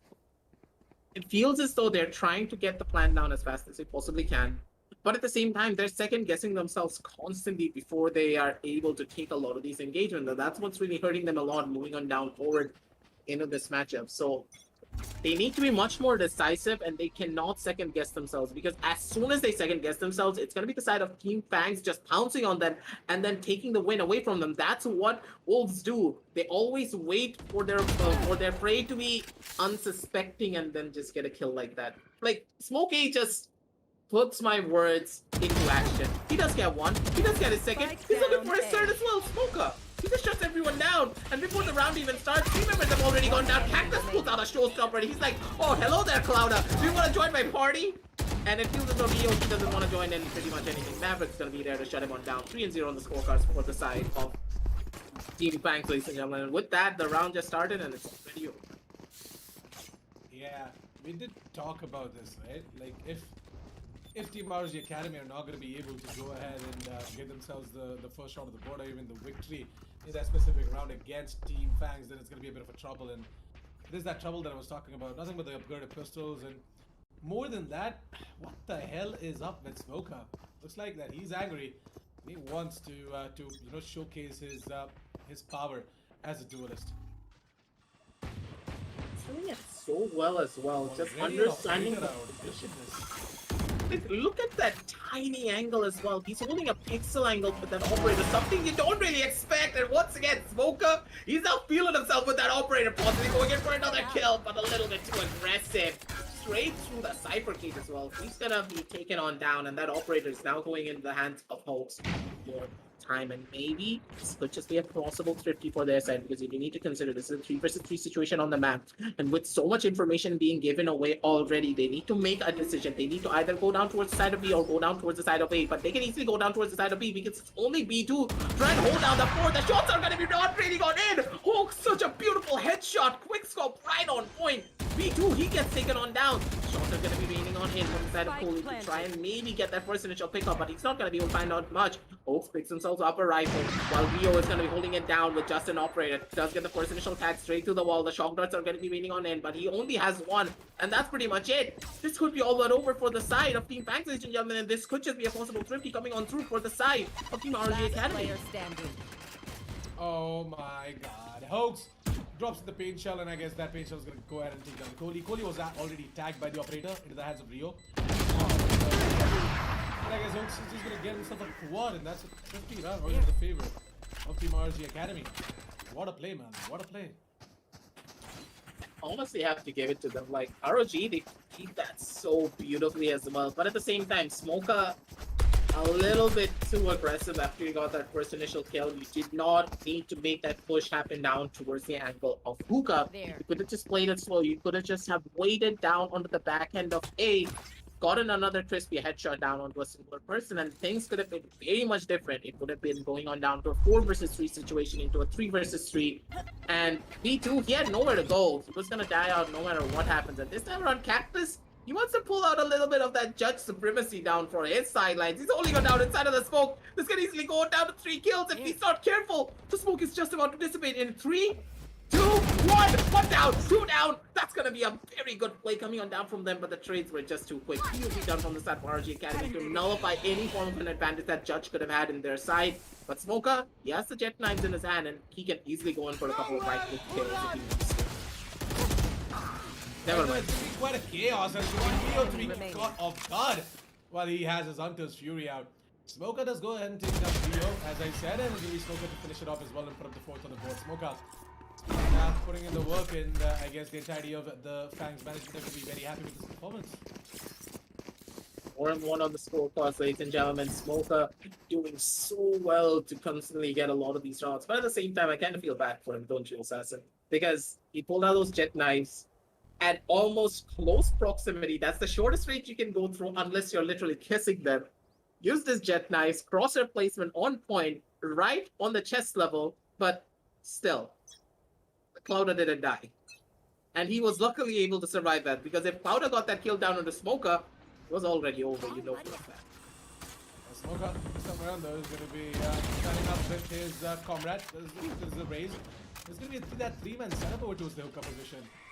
Oh, Cactus! He's going to go ahead and announce his presence with the shotgun over there. So there's absolutely nothing that FANGS are going to be able to do with that 3-man setup over towards hooker. But no, never mind. They're once again back inside of the hooker's position, and Hoax is just holding the angle towards the long area as well. Is there someone over towards the garden? No. Cypher is holding towards the elbow position. A push has been made by Maverick, and maybe he's just going to be able to find himself a frag. No. I guess Rio spotted out Maverick. Yeah, he spotted out of the shoulder. He definitely did. These players are just going to go ahead and take him down. 3, 2, 1, and the mighty comes in. He's going to be falling down, and oh, Maverick! He almost going to line up on towards Glyph as well, but then Glyph luckily takes down Maverick, and I guess Hoax is going to catch all these players while they're trying to rotate. It's going to be Cactus who has his knife out to get taken down, and B2 is just going to place that specific camp. He's going to tag out the Viper, and the Viper, being critically low, is just going to move out of the specific pit Viper and take some cover and try and stay alive. 20 seconds, Glyph going to try and One enemy that remaining. plant, but B2 Spike just down. go ahead and blindly spray through that pit Viper in order to get all of these kills, putting up the 5th round of the board and ensuring that FANGS gonna run away with quite a lead on the defender's side. Feels as though the utility usage and the conjunction of the utility usage is just not there. Like, there's a massive disconnect seemingly from the members of ROG Academy, and that's what's kind of giving me this form of a massive question mark. They can easily take away a lot of these rounds, but they're not using the abilities to help one another. They're trying to clear out a lot of the silence. They're trying to get kills with it instead of trying to force the enemies down onto open sidelines, allowing the duelists to go in for a couple of their own utilities to allow for easy kills to come on through. But that's not what's really happening. And with the pause now going on down in, what can we expect coming out from the side of ROG Academy? As you can think so, Assassin, because I want to know what they are doing wrong, because it feels as though it's primarily based upon the utility usage, but at the same time, I think something else is missing as well. Maybe. I mean, there might be something that is being a little bit of a spanner in the works for that specific team as well. But at the same time, I guess ROG Academy, they kind of just have to, keep their head straight, and they need to hold on towards the sides a little bit too better in an after plant situation, because it's usually the outruns that are kind of messing up their specific rounds. But at the same time, forget after plants. You are not even allowed into the side thanks to Smoker and his operator. Gotta do something about that first. This defensive hold coming on now from the side of Team FANGS is just way too good. They're using all of the utility properly. Their setups are just so clean, and they're just getting so much value all over the map. Just look at everyone's positioning. They're going in left, they're going in right. They're just pincering this entire side of ROG Academy. They're not even letting them be. And it seems though Team FANGS, especially when it comes down to these close quarter maps, this is where they shine. This is where they know they can easily take a lot of these fights and take down any form of their opposition. And for the side of Team ROG Academy, they're going in for a lot of these fights bare bones. They have a lot of utility. They have the possibility of going in for these investments. They don't need to be scared, because consider something. You have a Viper with 2 toxic bites. You have a Viper with a Viper wall. You have the Astra. You have 6 Astral Stars in your arsenal. You have so much to work with. Just use them to try and get some form of map control, because you'll have enough to go in for those postmans. You'll have enough to try and shut down as many players as you possibly want. Shots are going to be going on in, and Cactus with a little bit of a hiccup down from the sidelines. He does get taken on out. And Trance, he's still alive, but maybe he's going to be going into the waiting arms of Smoker, but Smoker misses the shot as well, and that could just be the thing that they need to get this first initial round in their favor. Spike down Feels A. bad for Maverick, as he almost had that. He's still not able to just finish it off, and I guess it's going to be fully to just try and run inside the Shah's position, get rid of that showstopper coming straight at him. With Oaks taking down Kohli, we are going to be seeing all come down to beat with apartment 3. Might just be able to pull it off. There's a flag on towards Trans, but they're not going to be quick enough to snap the aim on towards Glyph, as Glyph is going to be the one to take him down instead. 6-2 is Team ROG Academy. They are trying to bring it back, and there is a little bit of timeout called in from the side of Team FANGS. A little bit questionable to say the very least, but at the same time, after such an ultimate coming down from the side of Cactus, oopsies do happens, no harm, no foul. That's going to be one, ladies and gentlemen, but at the same time, 6-2 on the scorecards. How will the side of Team FANGS now bring themselves back now that their momentum has been completely put to a halt is the real question. Because Team FANGS, we know them to be a team purely based upon momentum, because when they have the momentum in their side, they're going to be able to snowball. They're going to be able to take a lot more rounds in their arsenal. But at the same time, now that they have slowed down, this could be the chance the side of ROG Academy need to bring back as many rounds as they possibly can to take it down to a 6-6 to get that best possible advantage down towards their own defensive side. Because Assassin, the composition that the side of Team ROG are running is purely based upon defense, because as soon as they go down to that defensive side, that Viper goes from being a B tier down to up to an S tier, immediately, because of how strong her utility usage can be down towards that B side and also towards the side of A. 13 seconds for the buy phase to just get over, and I guess it's truly going to be interesting to see as to how exactly Team ROG Academy are going to be able to get that third on the board, because right now they have struggled to get 2, thanks to the operator coming out from the side of Smoker. Now the operator, it has been taken out of the way, and I guess that might just be a little bit of a problem for Team FANGS overall. Right now Maverick has gained some information, and on top of that information, maybe Kohli is just going to provide him a star or something like that, so he can go in for that aggressive peak. Yeah, nice little shock dart coming in from Maverick. To do some damage on towards his nemesis. Like, I was highlighting this previously down on the analyst desk as well, that Maverick, this guy is something to be reckoned with, especially when it comes down to Shogger lineups. He knows exactly where to hit for the perfect bounce and then get a lot of chip damage down onto one of the members to give them that form of an advantage before the execution even starts.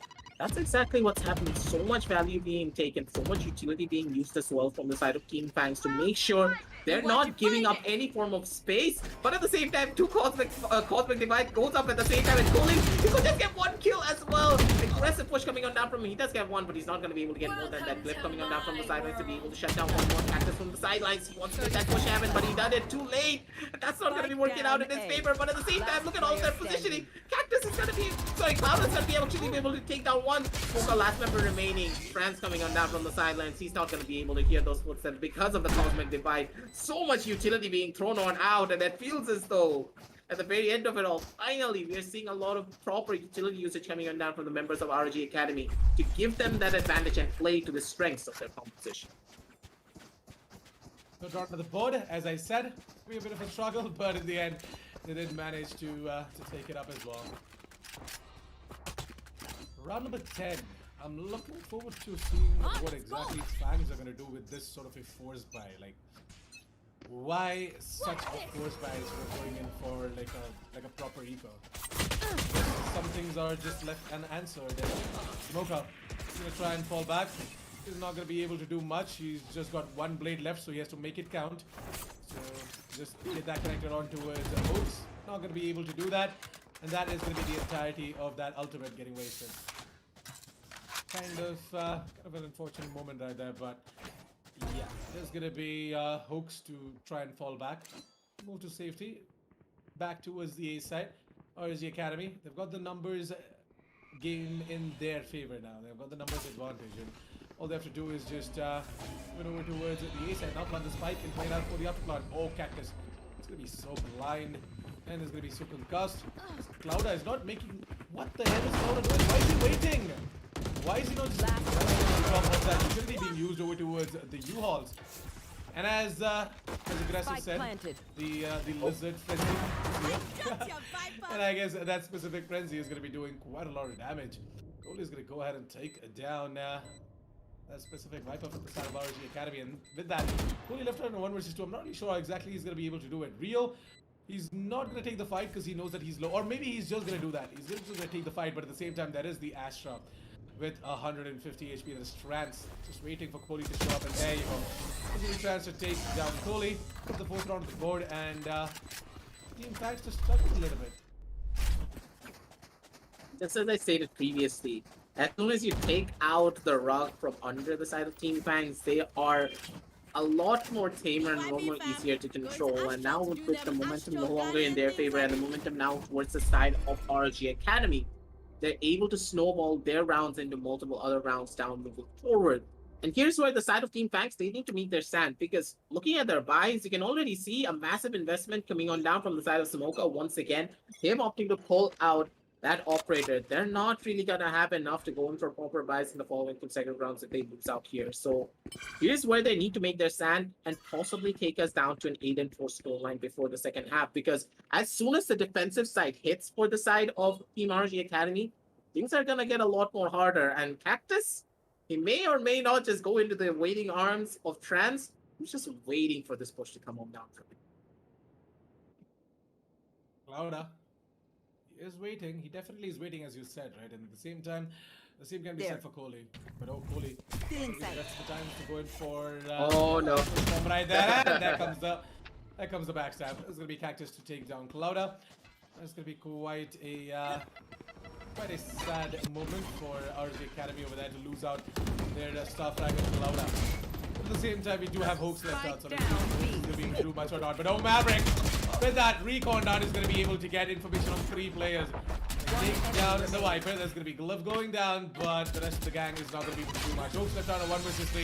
What was that shot? Is going to be ordered to sit down by Cactus. Yeah, what was that shot? That is exactly what I was trying to ask you as well. But anyways. Honestly, Assassin, that shot from Cactus was absolutely beautiful. Mid-air, when Hoax was trying to jump on down from on top of the tube. Beautifully done.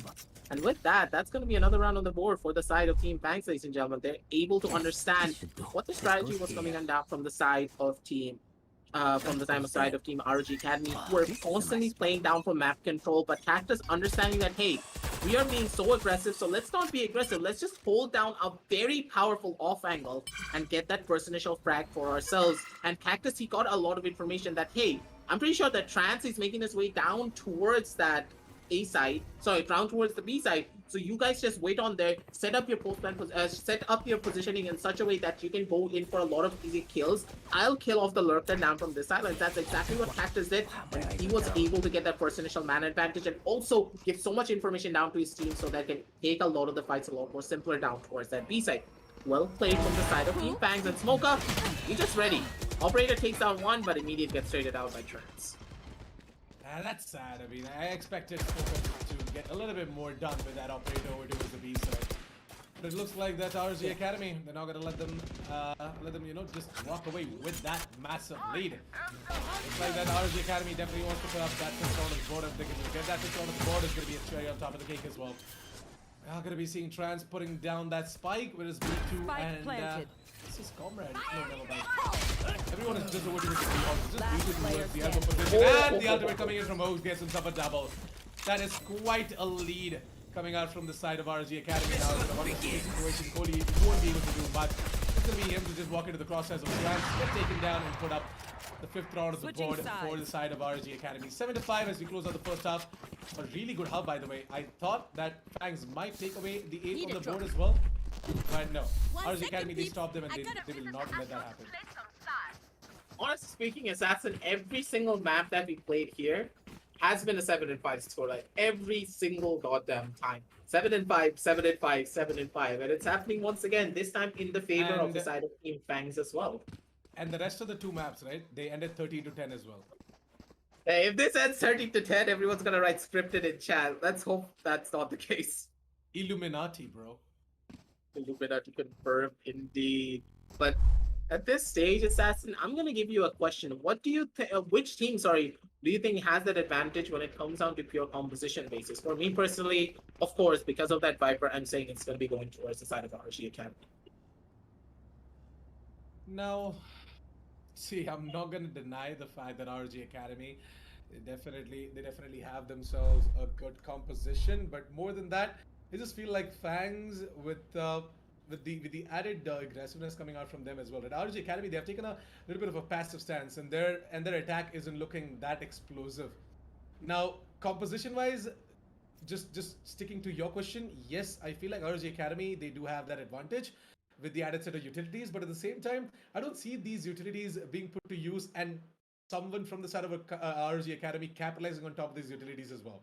We have seen time and time again that, you know, ROG Academy, they just put down some concussion, they put down some gravity wells, but there's absolutely no one to just go in and get the kill.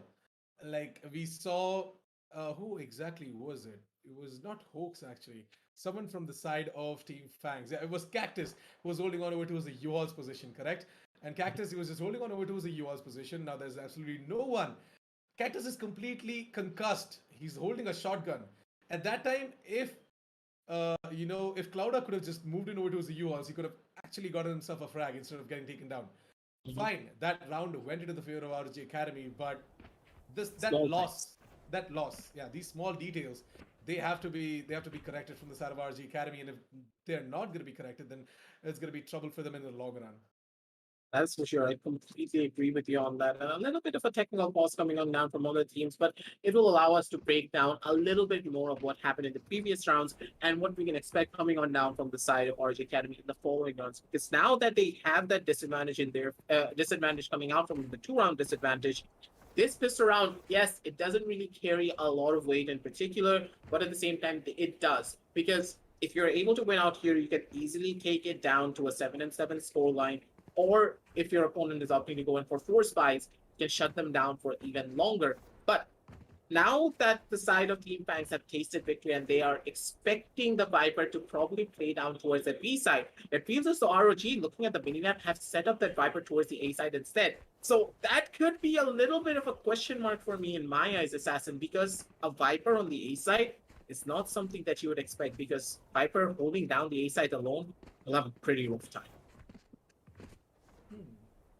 Quite something to put your minds at, by the way. It truly did strike a little bit of a question mark for me as well. But yeah, can't really wait to see what exactly is going to happen in the second half. Really looking forward to seeing you know, ROG Academy go ahead and take away the pistol as well, just how they kind of tried to do in the first half. but they weren't able to do that on the map bind.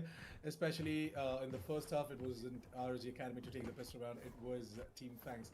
Team FANGS, they started off with quite a bang, and I guess they are looking to end it with quite a bang as well. But let's hope ROG Academy are going to be able to do something and bring it even closer. Maybe just drag this game to an overtime as well.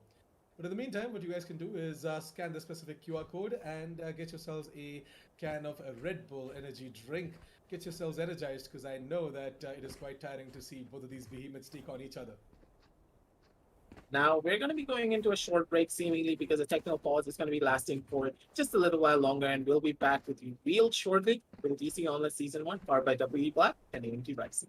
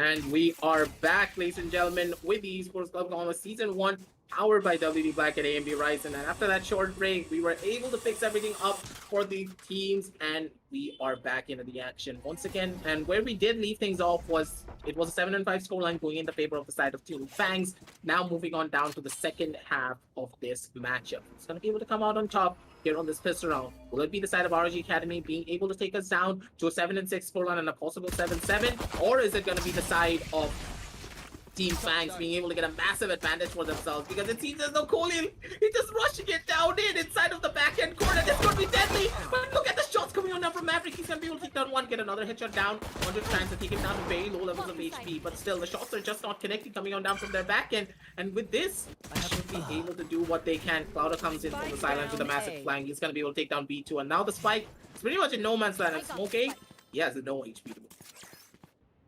Yeah, the spike is going to be retrieved, and I guess it's going to be Cactus to be able to get the frag on towards Rogues. This specific defense coming out from the side of ROG Academy, despite all of these flanks, despite all the aggressiveness, I guess this might just go into the favor of Team FANGS as well. Trance is going to be taken down maybe to the... Oh, never mind. Almost. He's going to make it out of there, and Trance might just be able to get himself a frag as well right now. No, not going to happen. Cactus does go ahead and take down Trance, and I guess the spike is making its way over towards the B side. Is he going to make it in 10 time? seconds I guess left. he will. Yeah, he's planting for the defender side. Planted. There you go. The spike is going to be planted. We're going to be seeing Clouda taking the teleport in order to move in over towards the B side. Another teleport is going to come in, and that is going to be Cactus, and I guess Clouda is going to spot out Cactus, put a bullet to his face, and yeah, the overheal comes in. Now that is going to be a bit of a problem. Smoker is down to 62 HP, mind you. Iggressive did tell you that Smoker took a little bit of a damage while trying to retrieve that spike, correct? So Clouda is gonna try to end what he started actually. You know, Smoker was the one to go ahead and pick up the spike right in front of the eyes of Clouda. So Clouda is just gonna end what he started over towards the Shard's position. This is gonna be the 6th round of the board. Clouda's gonna be able to win out that 1v1 as expected, and Smoker, nice try, buddy. A little bit of a questionable play coming on from the side of Cactus. You just should have just played it safe, played for the 2 versus 1 scenario instead.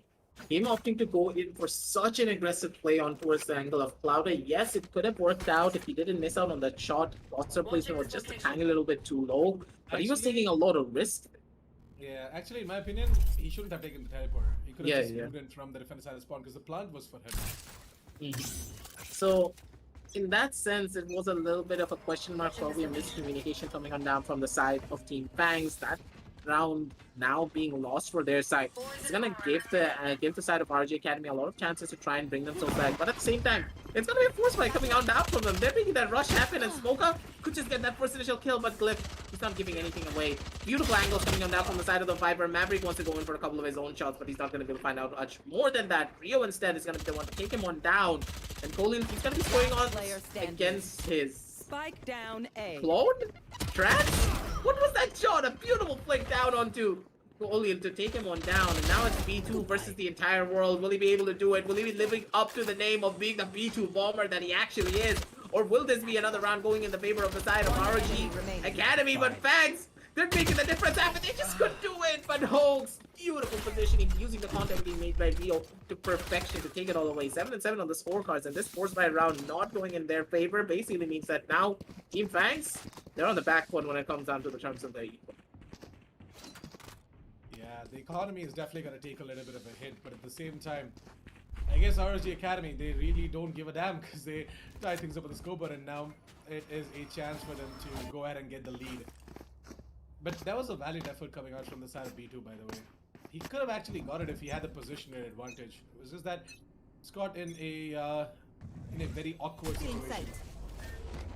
Now Clouda, going to be seeing him go in for that white loop, and maybe he's going to be able to take care of Maverick, try to address in a long position as well. Smoke is enemy tagged, and without that smoke, we're going to be seeing Maverick being tagged. These things have slowed down, but at the same time, what is Trance doing? Did Trance just walk down in, get like 2 kills, and no one spotted him out? Trance, this guy is an absolute god coming on down through. Clouda does get that first initial headshot, and they're not going to be able to finish him off. Shout dart rains on in from the sidelines. Clouda comes in with that classic takes out. With that, he's stuck in an impossible situation. Recon bolt on his top side. an Astro on his left, there's nowhere to run. And it's going to be weird to take him on down now. 7 and 8 on the scorecards already, Assassin. And with this, it feels as though Team FANGS, they're on the losing side already. And just as the round started, they've already lost their lead, and it's going to be the side of ROG Academy taking the lead for their sidelines. And with the compositional advantage that we were talking about previously before we went down to the break, we can already see that happening. The Viper causing so many problems for them to execute down on a lot of these angles. But at the same time, the wall going on down towards the side of Shower instead of holding on down towards the side of A-Short, and also the possible push that they could have stopped down towards the side of the hookah is a little bit of a question mark. But hey, if it ain't broken, don't fix it. Completely agree with you on that, but more than that, right? Like, is this team ROG Academy? We knew this right off the bat when they came out with a specific composition. We knew that it is gonna favor them on the defense more than their attack, and I guess it's actually happening. We're seeing the specific wheel controller setup working out for them on their defense, and by being a defender side of map, it definitely is gonna be giving that edge onto his team. ROG Academy. Right now, Hoax is trying to get rid of the specific trap fire. There's no way out of there, Hoax. You have to break it in. You just have to pray to God that none of the players from the side of Team FANGS are going to be watching over for the flank. Maybe they are, maybe they're not. Oh yes, they are. But it's just too much chaos for B2 and Cactus to be watching over for the flank. It's all down to B2, but this time around, instead of the Spectre, he has a Vandal, so maybe he has a shot at this. A 1 versus 2 situation. 35 seconds. He's got his ultimate ready, and he's just waiting to find himself a corpse so that he can pull out the neural theft. He can just get himself the information on as to where exactly both of these players are. We'll be seeing him take teleport, and this time around the ROG Academy, they're not going to take the teleport. They both of them are just going to move in over towards the defense side of spawn and try and come in with a little bit of flag. I mean, a little bit of a retake attempt right here together as a unit, exactly how it should be. B2. One enemy remaining. Goes for that clutchable. No, it's clutchable. It definitely is, but the HP advantage. It's with Hoax, and he's gonna manage to take down B2 as well. 9-7 as Team ROG Academy. They're inching closer and closer to double digits, and one more round, and they are already gonna be in one. Discipline coming on down from the side of ROG Academy is what's impressing me the most, because they understand that, hey, I should not go in through that teleporter. I should start taking it slow, because if I try and be way too aggressive through that teleporter, I'm basically giving him an isolated 1v1. And even if I have the best team in the world, I should not do that, because there's a 50-50 chance that I lose out on that gunfight and I will not win it out. So it's better to play it down together with the team, go down for that 2 versus 1. And that's exactly what they did. Even though Rio died out, Hoax knew the exact position of B2. He was at very low HP, and Hoax just went in for that swing, got that first initial kill, and shut everything down. Getting the 9th round on the board for the side of ROG is just so crucial, because now down to the 17th round on this map, things are going to start heating up a lot more, because once again, FANGS, they're on a massive disadvantage when it comes down to the terms of their eco. They have no more money to work with. They need to go in for a proper eco round, because if they don't opt to go in for this eco, they're going to be in a massive disadvantage trying to go down to the 11th round of the board. If they force by here, they're not going to have anything to try and fight for the 11th if they lose out on this round in particular. So here, it's where a lot of the problems will start to arise. Will Team FANGS be able to get a lot of value out of this eco round? Because if they're not able to take down at the bare minimum of 4 guns, yes, 4 guns is a lot, but they need to take it out if they want to have any form of advantage moving on down forward to the 20th round of this half. Ready. So let's see what Maverick is going to be able to do with that recon dart. Is he going to be able to get some information or not? Team ROG Academy are not aggressive towards the Shah's position, mind you. Just going to be Rio to get some information, and he's going to get that. He knows that the Sova is stationed outside of the Shah's position, but little do they know that FANGS, the rest of the gang, are moving it over towards B. 1 and 20 seconds left from the clock, and I guess Get out of my way! the added advantage of having the bigger guns against the pistols from the side of Team ROG Academy is definitely going to be, putting them at a spot where they can safely assure themselves that the 10th round of the board is definitely going to be for themselves.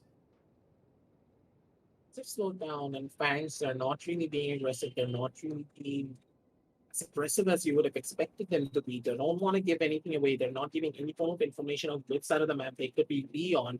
This is really smart, because they're keeping the side of their opponents guessing, and they're taking a massive gamble though their side as well. Sending Glyph to hold down the entirety of B side by himself. Yes, it can work out, but at the same time, it can backfire really easily because the wall is not yet up. And with that ultimate now being caught from the side of Cactus, he could easily die out if he's not careful. Tags down 30 to only seconds 70 HP because of one of the 100 fury shots coming on down from him. The beautiful ultimate coming down from him as well. Takes down another one onto the sidelines. And with that, that's going to be a massive disadvantage for their end. Another shot landing straight in the face of Glyph. Takes him on down out, but the planter already going on down from the silence as well. Folks is going to be able to get down one. Folks pulls out the showstopper. Is going to be able to take down a second. And with that, he pulls out another grenade. And this grenade could easily go in for a couple of his own kills. Clouda does get one more. And with that, things are just already over. Bang!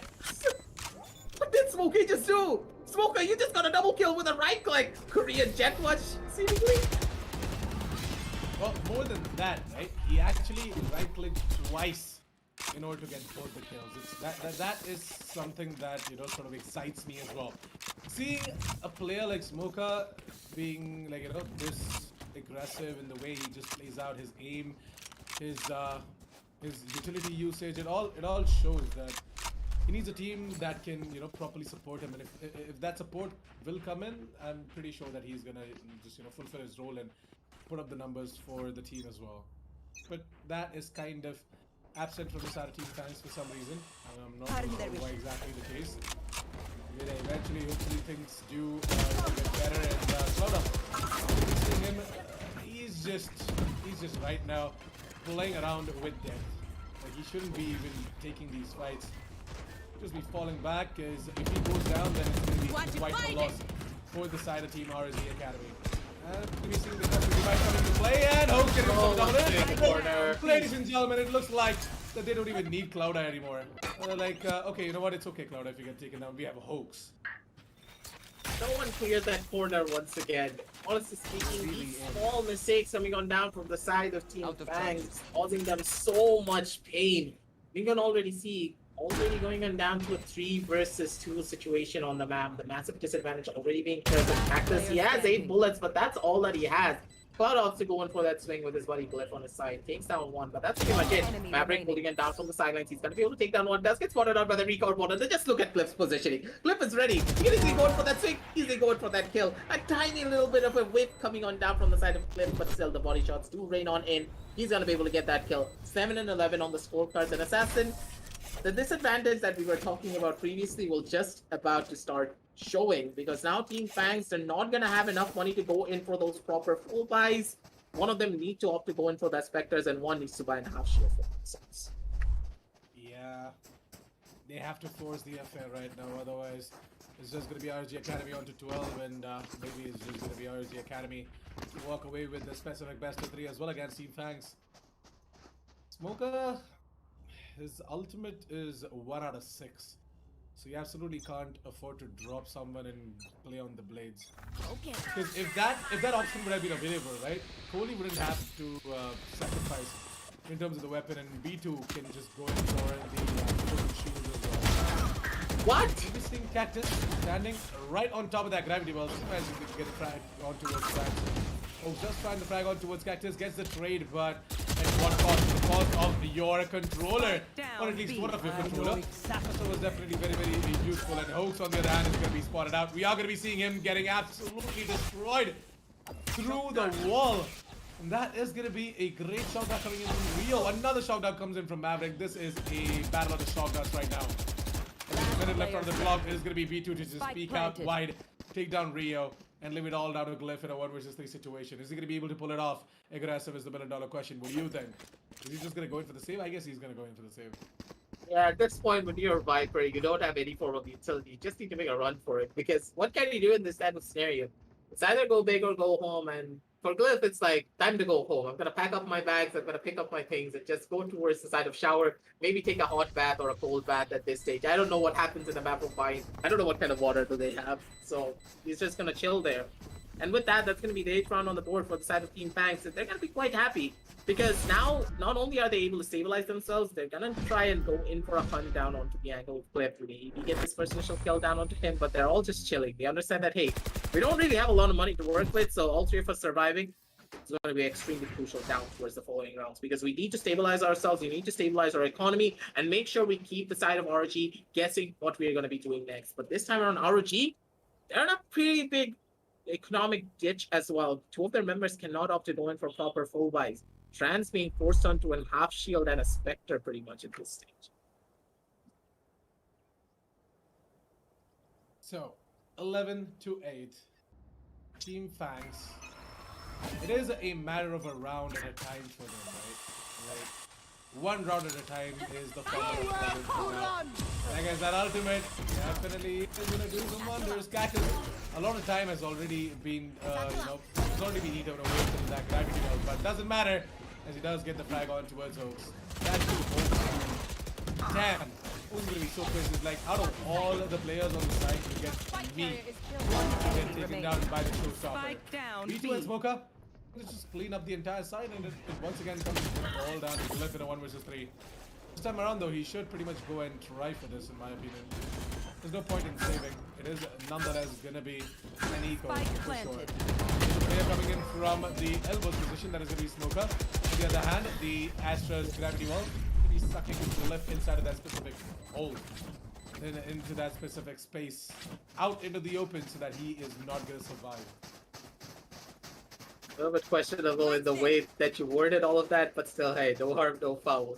9-11 on the scorecards already, ladies and gentlemen. And with that, ROG Academy, they're on the back foot, and it feels as though there is a form of a massive disconnect coming out from them. All the members are holding down advanced positions, but they are not able to set up crossfires properly to allow them to take a lot of these engagements, and that's what's really hurting them, moving them down to their fights.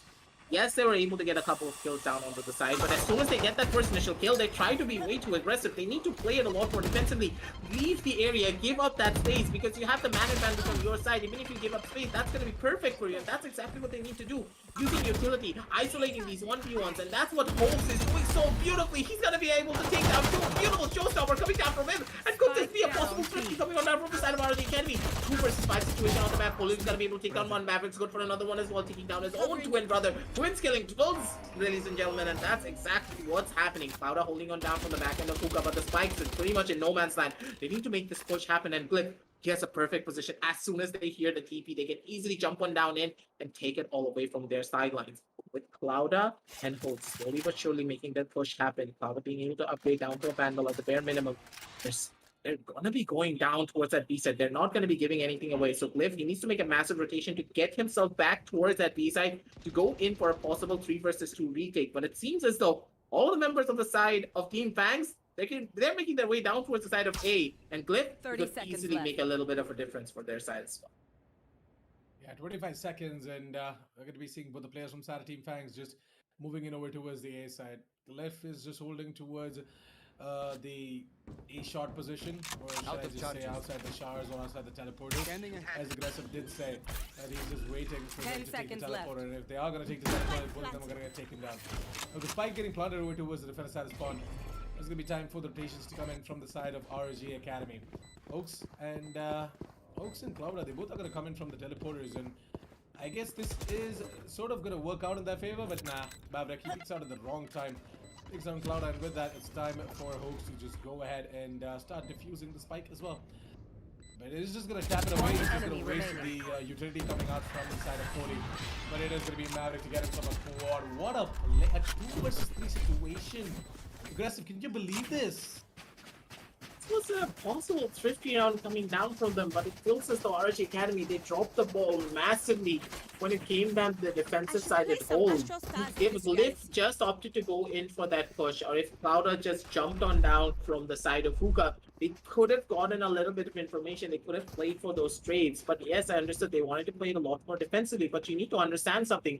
With the spike now being deep inside of the site, you need to go in for proper executions. Everyone jumping on through the TP just made Glyph's position absolutely known. No one knew that Glyph was holding down from that angle. No one would be checking that corner whatsoever. And with Glyph's position already revealed, it felt as though ROG, they were all trying to go in together. They just announced the fact that, hey, we're coming down from the side of A shore, we're coming down from the side of A showers. And FANGS, they just played that beautifully down in this 2 versus 3 situation. The clutch was done perfectly as well. And with that, Team Fangs, they take us down to a 10 and 11. One more round to make it even Stevens, and one more round for the side of ROG Academy to bring us down onto match point. Both of these teams are just so evenly matched seemingly, and Team Fangs, they're showing a lot of discipline after losing out on so many of the previous rounds. They're slowly but surely making their bank even bigger, and they're also boosting up their confidence with a lot of their strategies. That's what I love to see. Them understanding what they need to do, them understanding what they need to do to try and execute down on the sides and take that advantage in their favor. But look at the positioning coming on down from the side of Hoax. He's actually making his way down from the back end of A, slowly but surely making that push happen. But at the same time, all the members of the side of Team Fangs holding it down from the 30 angle of seconds left. Showers, but it feels as though Kolian, he smelled that happening and he's making the push down for his side. Wall is going to be going up as well, and I guess Rio is going to be able to get himself the frag onto his smoke out. Spike down A. Himself a double as well with that shock dart, and B2. He finally takes care of that player piece of a standing. play with the name of Rio. RG 10 Trans seconds does left. chime in. He just gets himself right around the corner to get himself that frag, and Hoax finishes it off on the final kill on towards Cactus. 12 to 10, match point for Match RG point. Academy, and it looks like that there's little to no money left for the side of Team Fangs. No, never mind. They still have the money, except for B2, who's struggling to eke out a buy at 2200 credits. But there is Smoker to help him out. Smoker is just going to go in for a half shield, and he's going to buy for B2. Main problem that I saw in that round in particular, they spent way too long making their way down towards the side of A Showers. And you want to go in for an A Showers plant against the Viper, Revealing area. that is never gonna work out on your side, especially because the Viper can just easily throw down those toxic bites and then just take you out in a matter of seconds. That's gonna be hurting quite a lot. And with that camera also not going on through and Franz getting that first initial kill down on the Smoker, things are looking dark for the side of Team ROG, ladies and gentlemen. This could be goners, but at the same time, Clouder, he's gonna be able to make that difference for his sideline as well. He's gonna be able to take that one. The Cypher head goes on through B2. That was so questionable. Rio comes in from the sideline. He's gonna be able to take down one. But look at the back end. Look at the angle of Garden. It's gonna be Khalil with one, and with that, Clouder, he just gets shuts on down. Already going on down to a 2 versus 3 situation. Once again, it's gonna be Khalil and Maverick to try and clutch this one out. Maybe they can find this one out, or maybe they cannot. They need to make sure that communication is on point. They're both on the same page, and if they're able to get this first initial pick down towards his B side, they're going to be easily able to take this round away. But at the same time, considering the positioning of Trans, he should easily be able to find out one kill at the bare minimum, run back into the side of Elbow, and survive until his team comes in for the back. Yeah, there you go. There's a moment that we are waiting for, ladies and gentlemen. What exactly is going to happen? Is it going to be 30 Trans seconds to left. get himself a frag, or is it going to be Fangs to go ahead and clutch this one out? Maverick just try and move in out of the site, and I guess nobody's going to be spotted from the side of Team ROG Academy.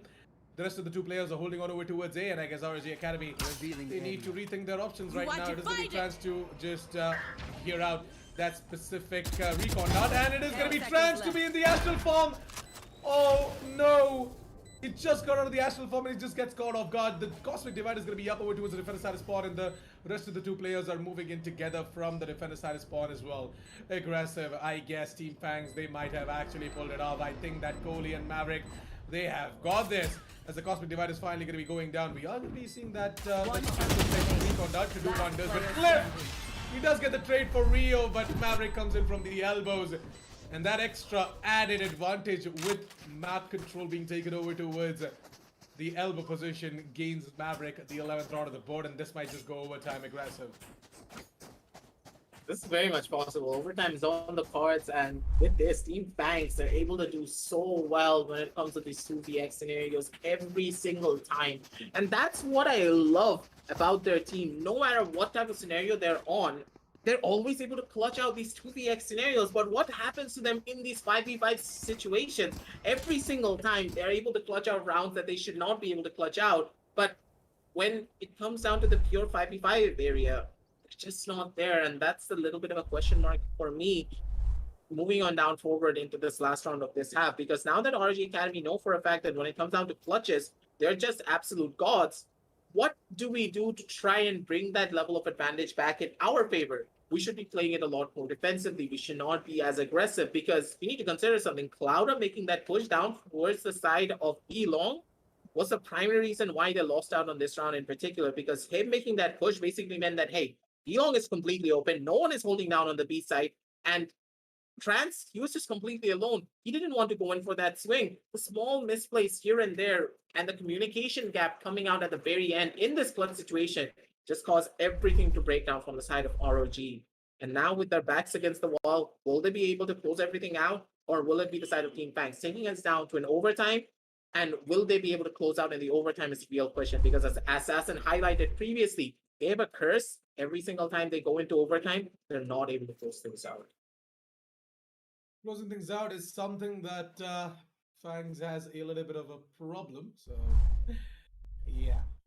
Let's hope that they are going to be able to get this victory. Because if they're not, then we are going to be having a little bit of a problem in our hands. As ROG Academy, they are going to put absolutely everything into the specific round. The buy, not the best one. Look at the players on upgraded pistols. Some of them are on Phantoms, and we've got Rio on the Spectre as well. From the aerial view, you can sort of point out the fact that FANGS are looking to go in for that B execute. But at the same time, you never really know. You know, these players, they do have the tendency to that mid-round rotation.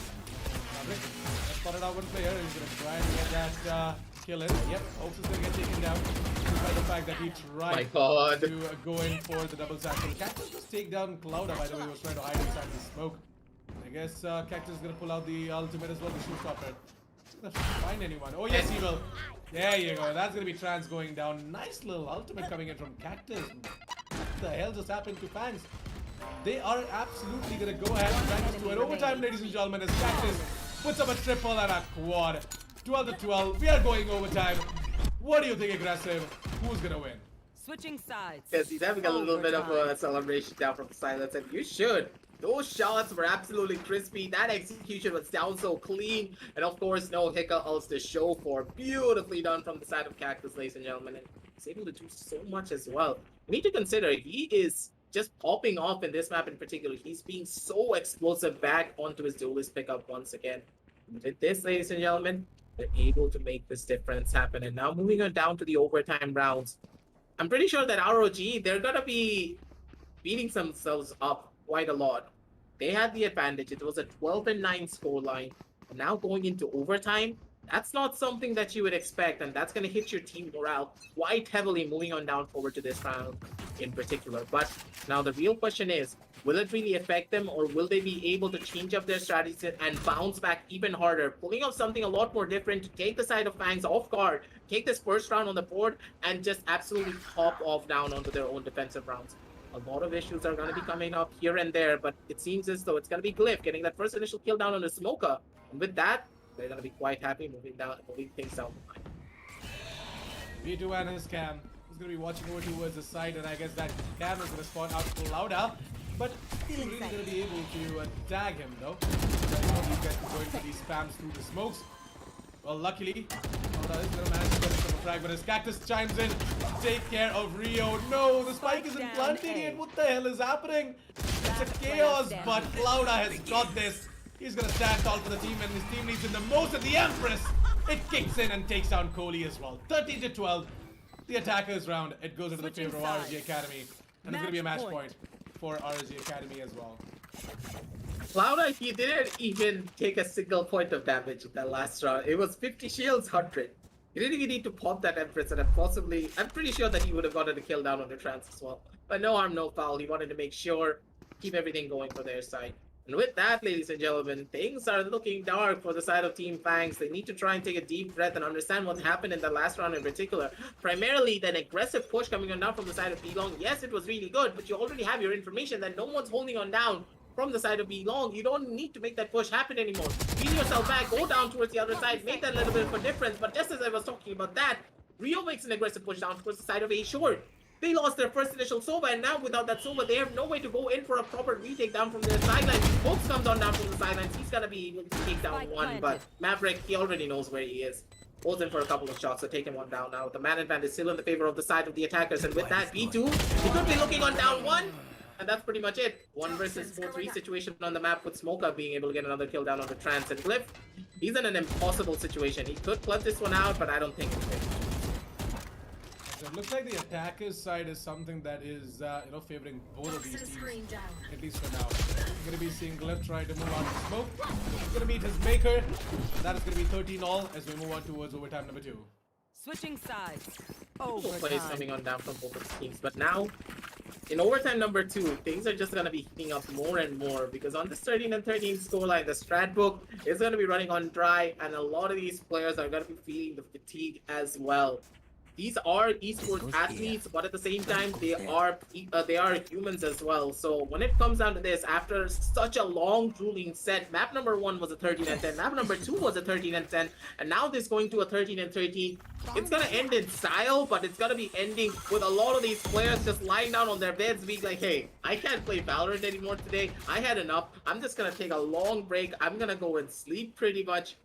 So all of these thoughts are now probably going through their heads, but they need to keep their head in the game as well. They need to try and finish this off properly. And for the side of Team ROG Academy, this is so crucial because if they don't win here, they're just at 1 point on the standings. While for the side of Team FANGS, they can easily go down to 4 points for their sidelines. 3 points on their sidelines because they had 1 point previously on the standings.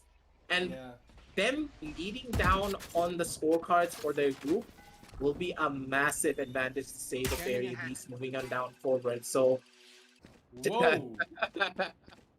Whoa. Guess our observer shouldn't have, actually followed that specific recon. Or maybe he did purposefully.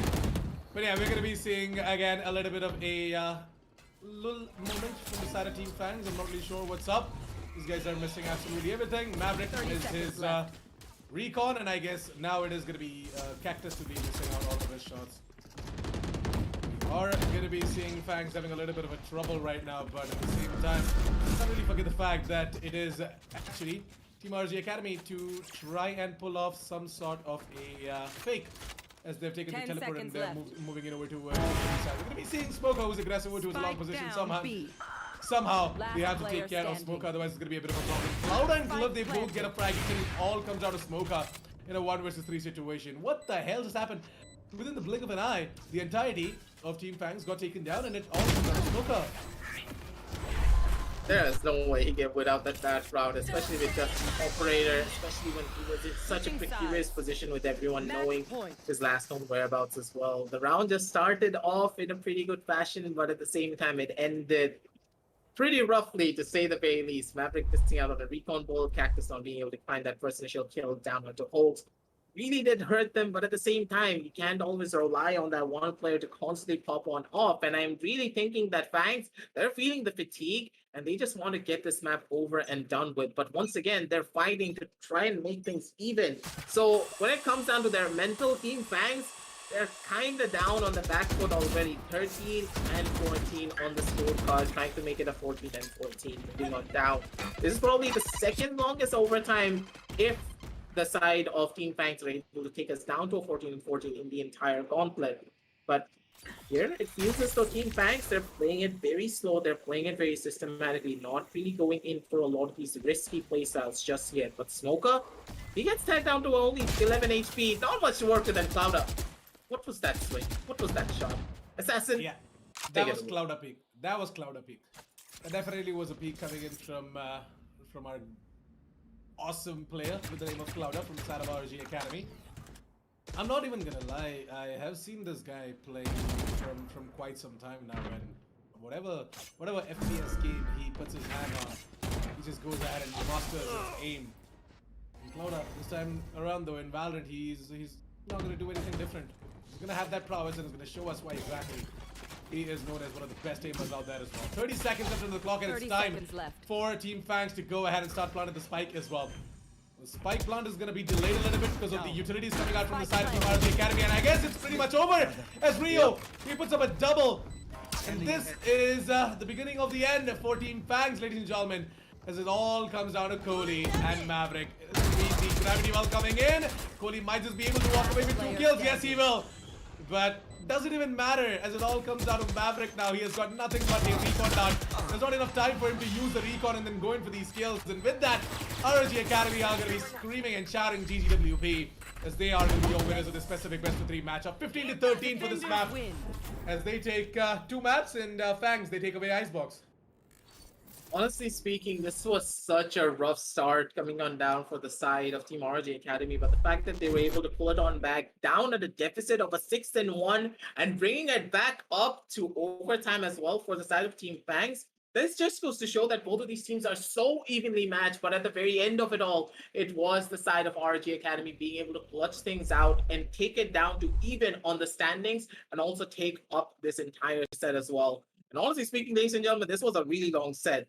We as the casters are really tired, but honestly speaking, this was even harder for the players as well. They had to go through 3 long, grueling maps. So let's head on over to the match highlights before we head on down towards the analyst desk later on to try and break things down from a bird's eye view, to try and see what both of these teams did, not just on this map, but also this entire set in particular. And Assassin, I'm going to throw you out the mic first because I want to hear your thoughts on what the side of Team FANGS did versus the side of Team ROG that caused this loss to happen in your eyes.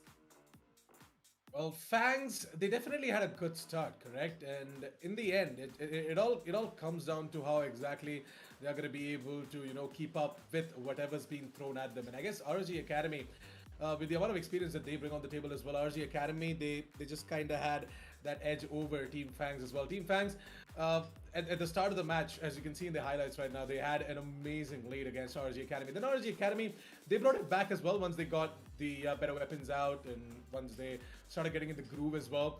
Team FANGS, on the other hand, they again had a rough time in the second half as ROG Academy was just absolutely running away with the lead. They almost were on match point. It was, 12-10, and then it became 12-11. At one point, we thought that ROG Academy is just going to be able to go ahead and close it out. But then FANGS, they come back with a bang, and they go ahead and take it to overtime. Now, overtime was a little bit of a fight for both of them, as ROG Academy and FANGS, they both failed every single time on their defense. Now, their defense is a little bit of a problem for both the teams because their attack is equally that good, right? Both of these teams are amazing on their attack, not only because of the fact that they've got some of the star fraggers of the team, but also because of the fact that the astral abilities were put to good use by their duelists. Now, ROG Academy, as I said, experience. It truly does wonders, and that extra added amount of experience for ROG Academy, it kind of, just let them go ahead and just stand tall till the very end. Whereas from the side of Team FANGS, I don't know what happened, but they just ran out of juice and they had a little bit of a problem when it came down to analyzing what exactly is coming down from the side of ROG Academy.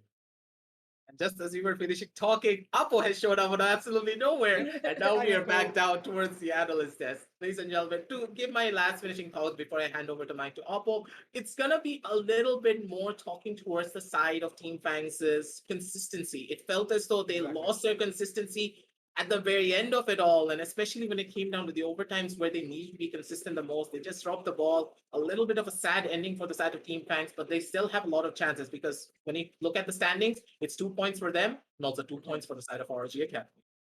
All right. So, it worked out perfectly fine. Congratulations to ROG Academy for taking this win. And, it's just been such an explosive 3 match, this best of 3. So we've come to the end of the first half, but do stick around. We will have the second half kicking off at 7:30 p.m. IST, and that is going to be between True Rippers and Enigma Gaming. So that is one you definitely want to watch. Remember to like and subscribe, hit that bell icon so you get notifications whenever we are live, and hopefully we see you guys later. Take care.